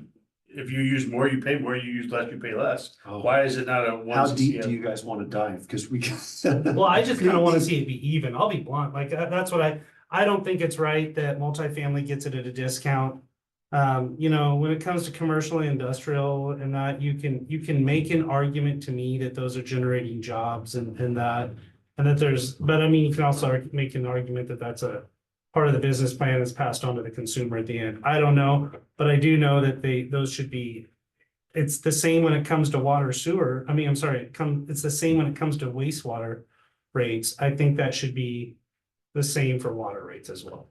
So here's the theory, and your point is, well, both your points are well taken, but when you build a water system, you have to build it bigger because of those customers that provide peak demands that are much higher than other customers. And so in water rate industry practice, you look at who's peaking, how much of the system is built to meet peak demand, and then which customer classes peak more than others, and they pay more in their rate. Just like commercial requires more fire protection. And so there are costs related to providing fire protection. Commercial pays more of those in their rates in a cost of service based rate structure, which I believe is what this is. So that's the theory. And when you get down to the true cost, that does reflect the true cost of serving those different customers, but. I want to push back on that just a little bit, because I understand where you're going, but when it comes down to wastewater, they're the same. So they're the same in your rate structure. There are lots of rate structure examples where you make assumptions about the strength of their effluent based on the business type, and they're actually charged different rates because of that effluent strength. So you've got a little bit of a disconnect here in that it's a pretty straightforward wastewater rate structure, and you've got the more complex cost of service water rate structure. But that, again, it's kind of up to you how. We set that structure up at some point, so. Yeah. Right. So one of the questions I've been asked from, I think a couple of different council members, is this idea of a tiered water rate, for homeowners or business owners that use a relatively small amount of water, they're charged at this rate. And then those high water users, someone like me that waters their yard and has a lot of green grass and spends a lot of money to do that. Unfortunately, you pay a higher rate because you are, using more water. We did not have the opportunity to do that analysis before this proposed rate increase, but that's something that we currently plan to do in the future. So we have another option to propose to the council, and we could wrap in a cost of service. Is that cost of Yeah. service analysis A with rate that, design, a rate cost of service, design, rate design. just to have a more holistic conversation going forward around how those rates are charged, but that's not something that we've scoped out at this point in time, but we can certainly talk to FCS and see what that project would look like and the cost to do so. All right, let's have a conversation about Skyview Acres at $1.55. We're talking $1 million houses out there. Talk about, Yeah, so that's a misleading description on that. What's not listed on there is the pass through from COP City of Portland. So I can pull up what that pass through is to give an accurate description of what they're actually paying compared to any other wholesale but we're building a customer. new pipeline down Bluff Road for them to get water. I know Jenny, right when she left, she was starting to work on talking about some sort of deal with them where they need to pony up to do some of that capital. That's probably not in this rate discussion, but I think where Kathleen's going is something we do have to look at. Well, that whole cost for services thing, it's like, okay, that pipeline that evidently is just needed for them. And we're paying, that's kind of where, So, Cass, I want to be a little bit careful with that because we will be having conversations with them very, very soon. And happy to report back to you on the progress of those, but I wouldn't want to kind of Preempt those preempt those no, conversations. but we also need to make sure that we're covering the costs of providing those services Certainly. to people outside the city of Sandy. And when you bring that back to us, I'd like to understand the contract we have with them and when it gets to get renegotiated. Happy to. It's on the docket for both Skyview and for. They're doing it and the infrastructure costs and possibly the reduced infrastructure costs that they have to pay as a result of their location as well. So I mean, Mhm. there's just a give and take that we need to look at all the details. Sure. Yeah, so. Okay. So what you do see on the water rate, the two slides of water rate schedule are the percentage increases applied across the board, basically to all the existing rates. Just those percentages applied so that in that way you would generate the additional revenue that's needed. I guess one last caution about cost of service. It does create. So in order to generate that 36% that's needed, when you do a cost of service analysis, some customer type rates are going to go up much higher and some will go up lower in order to recalibrate that cost of service. So when you have a significant percentage increase like you do now, you can really exacerbate that on certain customer types. So sometimes it's better to wait when you don't have such high percentage increases.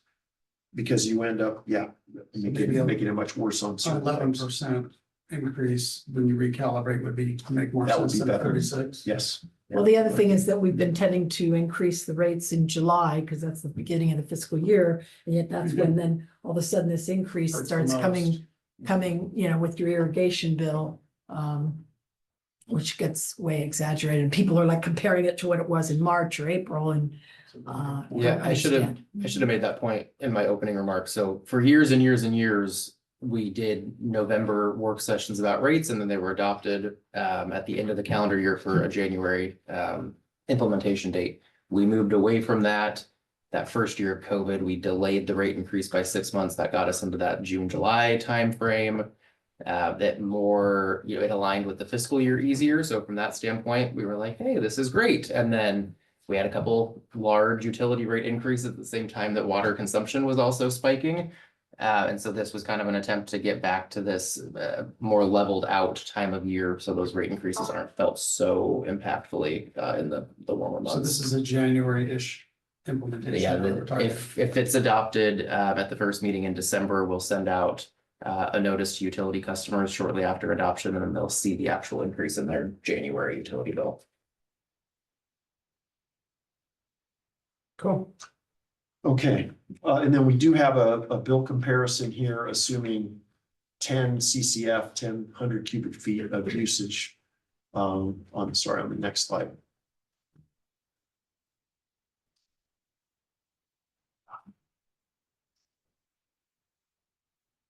And then, And then this is for 10 CCF. Some of our other materials show a different number. So just to, if anyone's confused by those dollars. Yeah.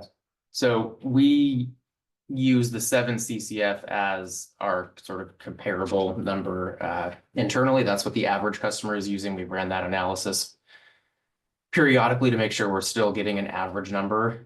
When we first started having some larger rate increases, that number was messaged as a 6 CCF is the average, and we quickly realized that that was not an accurate number. What was that, 2020, 2021? So 7 is the average, although as you all know, an average is an average, right? So you're gonna have some that have 10 and some that have 4. And so this is 10 CCF, but 7 is the changes. Yeah, okay. So existing, you're saying is 7561. Yeah, I don't think that's right. Sorry, but it's the existing is actually 5785 For the 10, for the are you using 10? Yeah, that's what it is. 700? This chart is for 10. The materials that we have on our website Oh, are calculated for I thought 7. you should say. Okay, I'm sorry. and we'll change ours to be the same as yours. Got some issues on our comparison slides that we'll work out before. So our you're next saying the meeting. average is 10 now? No, Okay, it's still 7. Yes. We just picked a number to create the comparables, yeah. But we'll change it to match your 7. So this is the wastewater capital program for the next 10 years. You see, again, some significant expenditures, this time in the middle years, but over $200 million in escalated wastewater capital projects over the next 10 years. This is just on the next slide, a quick comparison of water versus wastewater. You get a sense of the scale of the wastewater capital plan and the timing of the two together. Next slide shows where the money is coming from for wastewater. Can you go back to that again, please? Sure. So what puzzles me, I guess, and maybe it's the interest payments or whatever, but we don't, with the water, for example, we don't have huge investments after 2028 or so, 2029, and yet we don't show any reduction in our fees.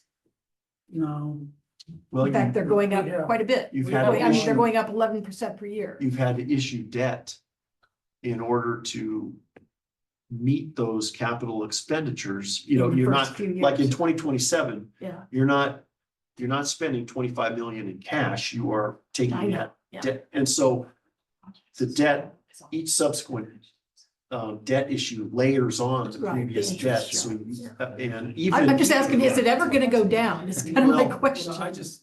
20 plus years from now, it will start to go down. How many? 20, we're assuming 20-year terms on the debt.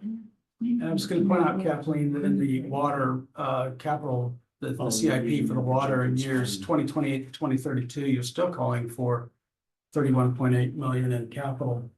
So I mean, it's still going up, and then in years 11 and 20, you got the 49.2, and you're talking about the other water sources at that time. Those may never come around, but I mean, they're in the plan right now. And the main takeaway here is that without a large injection of federal or state funding to offset some of these capital improvement costs, we're not gonna see a big reduction anywhere. I mean, we need to have significant funding from an outside entity to really move the needle on rates at this time. Thank you. Can I just ask an intermediate question? Just water and sewer, right? 36% jump in the first year for water, 16% for sewer, collectively 52% increase. No, No, Yeah. The percentages don't add, but still, but conceptually. And then the following year, another 26%, the following year, another 25%, the following year, another 25%, and the following year, 10 years out. It's insane. That's what the cumulative You can't looks have like. them. Your But you point get is- 11, you your get point is- 11% or your point is 14%. valid, because you can add them from year to year, four Right. ways, or for fresh But water. you understand what I'm, They're going up like this. but you get where I'm going with that, right? Absolutely. That just, and the national rate's 3.9 to 4.2% utility growth. So this is all because of our lack of build or update. I guess where my question is going is there any way to offset this other than rate increase for us? Is there any other 'Cause this doesn't- alternatives this doesn't seem besides sustainable. just saying the rate has to go up to that amount every year for the next 10 years? well, there are system development charges. We've talked about that But will we're help. in a moratorium. There are some federal funds available. They are loan programs. Withia is one of them, and the city's been great at going Yeah, after. we have those Withia built loans. into this model. They are built in. Yes. With the interest rates that we're getting charged on those? Chris, Yes. there's no way Yep. except Projected. for- Yes, except which to and the get a rates tranche of aren't state that federal money. great. I mean, they're good, but they're Yeah, I mean, you they're get- better than a revenue Yeah, you bond. need $100 million investment from something. Yeah, you need it from state or federal. I You've mean, got, see you've some got private state person revolving does. fund loans. Those are special programs that will also help reduce the cost of the debt. But there are no silver bullets, other than a direct appropriation or something like that. I guess the other thing you could do, which I know is not a workable option, is, subsidize it with general fund or something like that, but nobody's got.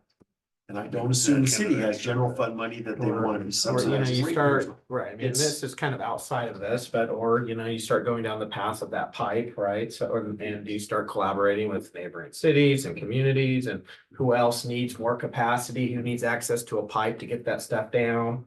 What, how much of this do you want to invest in? You start wheeling and dealing a little bit, but you're correct. But I think this is the important thing for us, is this is the baseline. This is the reality as a baseline. If we do nothing else, this is where we're at in terms of trying to keep the utility solvent. Yeah, I'm not really opposed myself to the initial increase, just because I know we need the funding today to make that necessary movement. I just need to make sure that we're super hyperly focused on analyzing our spend and take over the next few years, because we as a council have the opportunity to adjust that rate back down if we can, and we've got to do, I mean, I live here, my bill's $200 in the summer too, and I don't. But I don't wanna mislead anybody. No, I I understand. think what Lori said is right. They don't go down. We might be able to reduce an increase. Right. But That's those payments are locked in for 20-year debt payments. They're not really gonna. go Flat for down. 2 years is better than a 25%. I totally agree, and I think that's the best we can hope. I just don't wanna set the stage that we're gonna do something magic to short Especially of $1 when we million don't have expanded infusion. building They're not going on. going down. In collection of SDC. 100 million, sorry, I dropped a couple zeros. And we're the, on this, sorry, could you go back one, please, just for a quick second? Just again, to show where the money's coming from for the wastewater capital funding plan. This shows how creative and successful the city's been in getting Withia loans for more than half of that 200 million. Business Oregon and SRF loans, those are at better terms than revenue bonds. And then cash in that gold quarter of the pie. Sounds Is that- allocation. Does that include our ARPA 14.5 million? Should. The ARPA is included in here, yeah. It's probably in the yellow. Okay. I think the other thing, and I have to be careful with how I say this, but depending on what the preferred alternative is coming out of the facilities plan and what Mhm. our flexible creative financing options may or may not be, can also move the needle on these rates a little bit, right? If we can get a favorable term on a loan to pay a connection cost somewhere, or significantly reduced connection cost charges, and we can talk more about this When will over that the be next couple completed? weeks. What's that? When will that be completed? The draft's due to the EPA the end of this year. Yes, so we will That's a have a draft. draft to share with the council in the next very near future, So December 30th. before That's a December draft, 30th. that's not gonna be a Well, final. Yeah. So we can't base rates on it. Next meeting. Well, I get No, that. that- yeah, thanks. I guess what I'm asking is. And I recognize that we need funding, that's beside the point. I guess what I'm asking, is it more prudent to wait on this until we have that done? I don't think we can and still go after these loans the way we need to. I think That's that- what it's been Which, tied which to. brings me to my next question. Do we have to continue at the speed with the water infrastructure that we're currently on? Could we Water- slow some of those projects down? So freshwater, we absolutely cannot slow down. Okay, Because we're on that critical path to hit that full run date, the 2026 date. So water can't slow down. The wastewater, we can't slow down past these things that we've already committed, the loans that are expiring. So sure. everything else past there is slowing down already. Now, that's probably not reflected in what they're looking at from the rate model.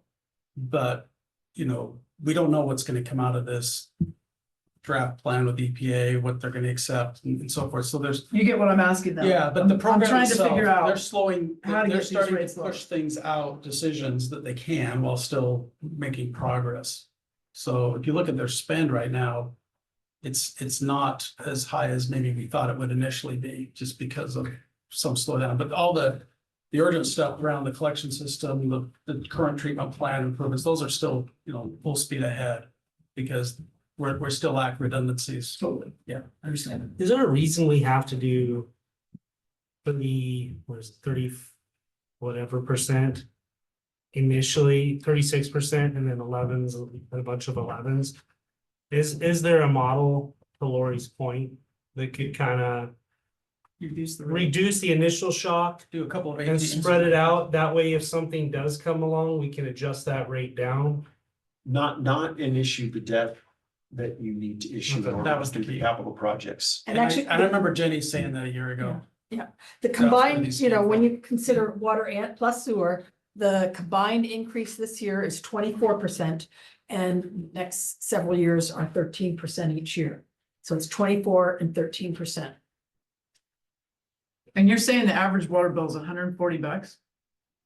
For a customer using That's water 7 and sewer. TCF, that's. Yeah, not- I realize, I'm combining them. Yeah. Seriously. Cause mine's $100 a month and I'm one person.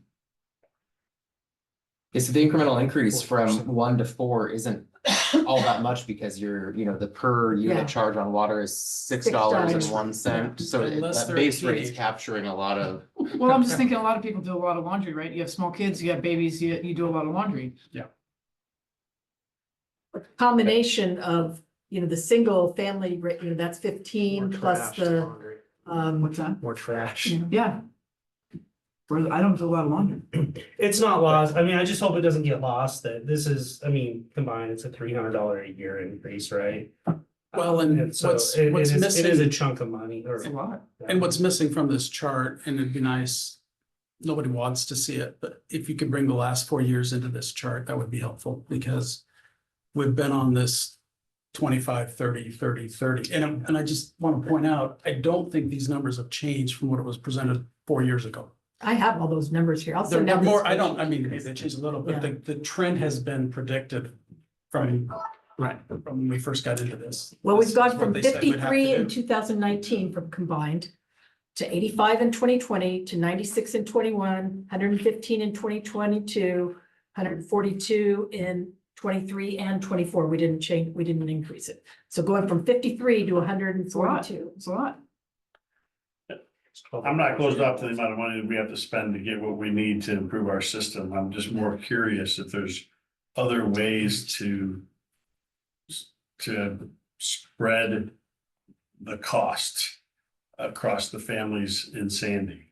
And we were talking earlier about bedroom sizes and yes, the money we have to spend is what we have to spend. I don't think that's. We have to recover our cost. But how, Yeah. but is there another way, a better way to do it than the way we currently do it? And I don't know if there is or not. I think there is, but I think the point that was made earlier about the timing of when you do that, when we're facing a 36% increase in one of these fees, and we suddenly adjust the scale, there will be big winners and big losers as you have to recover. And those big losers are not gonna, I mean, it'll be worse than just taking the 36% straight now. Yeah, I don't think we can do anything fast enough to offset the first year. So, I'm just thinking more of this I think, 10-year platform. You know, you look at this, I think year 2027, we need to put a pin in it and go, we need to redo the how we classify or rate, or what'd you call it? Yeah, the rate. Cost of service analysis. Yeah. Well, it's also Yeah. the ability to, our biggest savior would be getting this outside money. Right. Dropped in our lap, the grants and all that. That's gonna be the That's all open up hugest. prayer, right? But even if we get that, I think that would be the earliest year we could target looking at that cost. That's all of my service. point is there's some, I think we should. with the 10-year growth pattern here, I see we have time to reconsider other methods. Yeah. Well, and we do have reduced Even if we fees can't reduce the for people dollars. who are, we do have reduced fee schedules Right. here, And for people in for need. that need. And you'll have a Yeah, track- I wanna point out that though, we use the federal poverty level line, right? And I know the county's really starting to look at using the Alice model, and that's a huge dollar difference. Like, it's huge. Can you, Yeah, I don't wanna just misquote numbers, but it's. I think the federal poverty level is probably what, 20-30,000 a year. And I think for a family of four, it's right around 6 digits, maybe a little bit over a year to maintain in Clackamas County. So that's one of the things, right? And that's not lost. And so, I mean, and I also recognize that we can't reduce our water rates for everyone that's below those numbers. So, I just, but I do want to point out though, that for our families that are below the federal poverty level, that's the like extreme here, right? I think there's a lot that are struggling at that are well above that aren't getting the assistance. So I just really want to be cognizant of that. For reference, we have, I think last count was 78 customers enrolled in our reduced utility rate programs. I mean, it's a small number of our total ratepayers or total accounts. And we've advertised that, it's on the website, we've sent out mailers. It's just, we don't have a lot of take on there currently. Oh. We have. Yeah, well, we have %. the percentages applied to the wastewater rate schedule. And then the comparables and other miscellaneous.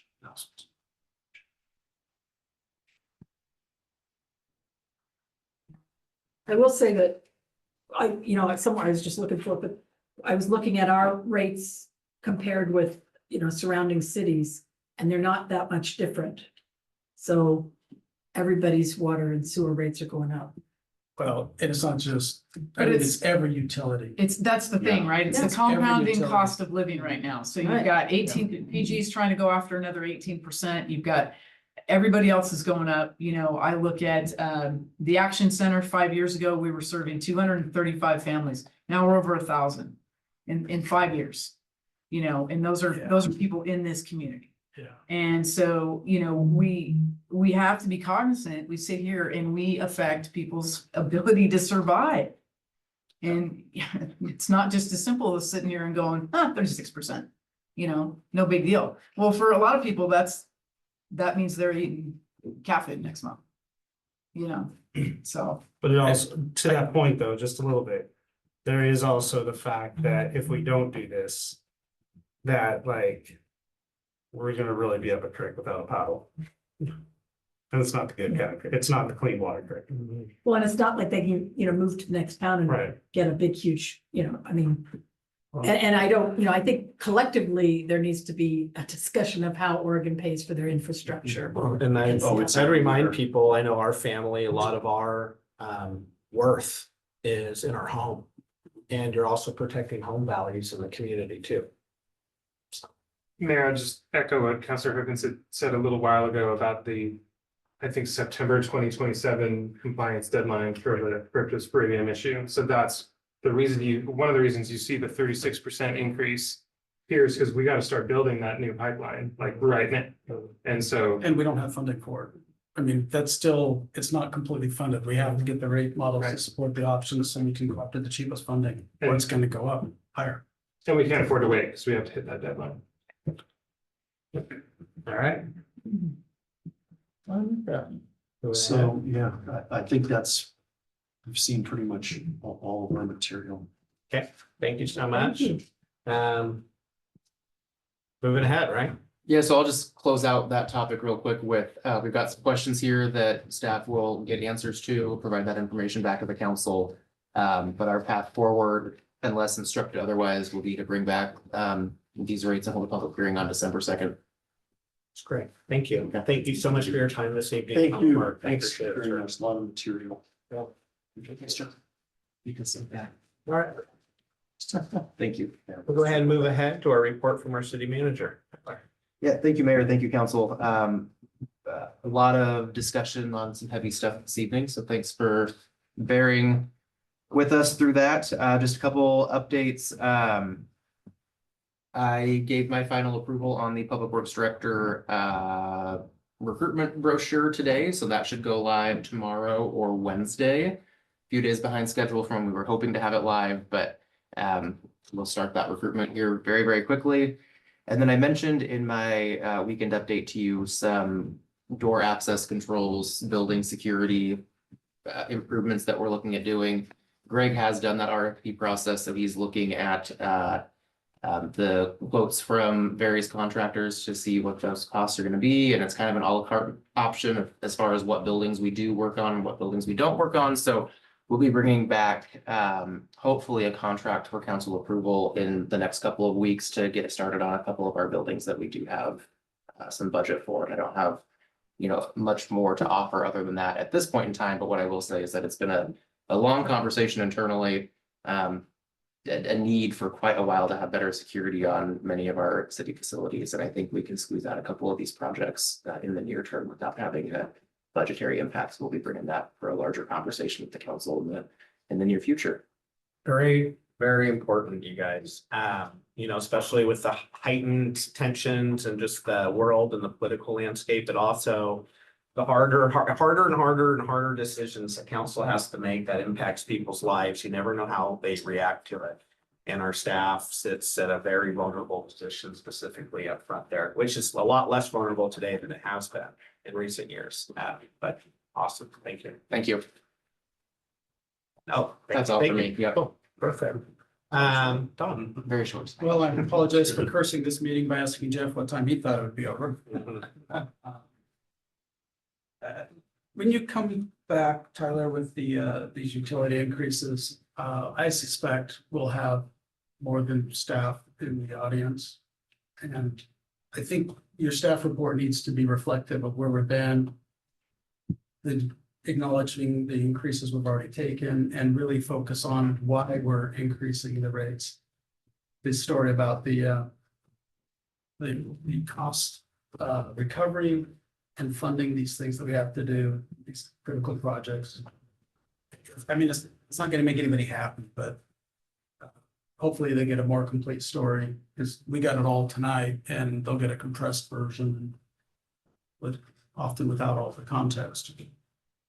Second thing, glad to hear you're doing the door access key things. Some of you know I go to a church that's quite large and very conservative and slow to adopt technology, but we've recently moved or are moving to phone-based access instead of prox cards, which it gives you immediate security to shut something down because it's tied to an account. And my church doesn't spend a lot of money on things they don't have to, so I gotta believe it's a cost-effective solution too. So maybe something to look into, because certainly one less thing for people to carry around because everyone's got a phone. So Great, thank you. that's it for me, I think. Just a question on how, when these rate increases come, how were they? I know that it was said that people will be made aware on their utility bill, but how? I mean, Yeah, so in the past, we've advertised or provided information on the rates in the newsletter, on the monthly utility bill, on the website. I think we've done Facebook posts in the past as well. With the public hearing for the adoption, I'm not sure if we posted the actual they've been adopted. One of the recommendations that our new finance director, Tyler Wallace, had suggested was just sending out a mailer in early December, once the council has, if you all adopt them on December 2nd, we can get a mailer out separate from the utility bill, but really just kind of a direct mailer to let people know that this is what's coming, and so they're not surprised when they get the next bill, And and they can then start cutting back if. and they necessary. can make necessary adjustments if they need to. We have information on our website about water conservation and the low flow toilets or low flow shower heads and things like that for more conservation measures that residents could take. But yeah, we need to be more proactive on getting a mailer out instead of surprise it's on your bill. Get some information out several weeks in advance so they can make adjustments if they need to. Thank you. That's all. Definitely. I don't have too much. I'm been just going out around dusk at the new park and just patrolling with the park mascot dog. My dog's name is Cedars, so that's how I kind of make I kind of reach out to people and just meet the park mascot and stuff. But anyways, I've been impressed with for the most part, for the folks' willingness to, go home at dusk. And I really appreciate the Sandy police officers going out there and patrolling. I think that's, hopefully we're gonna be getting some help from other skaters and bikers to kind of help just be ambassadors to encourage others to comply with the rules. The one thing I will say, and I don't know if I've mentioned it, but we really need more trash cans out there. Huge, especially around the shelter there, because there's only one, and it's been full every time that I've gone out there in the evening. So great to see that, we've got that much use. Other than that, we did some park and trail advisory board interviews tonight, and we've got a lot of interest in it. So we're going to be doing some more on next Monday. And there was no other developments on library board stuff because they didn't have a meeting. That's it. Thank you. Fresh. Great.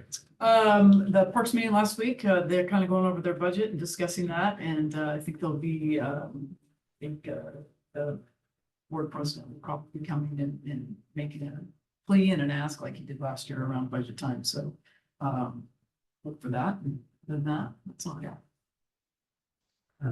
I don't have anything either. All right.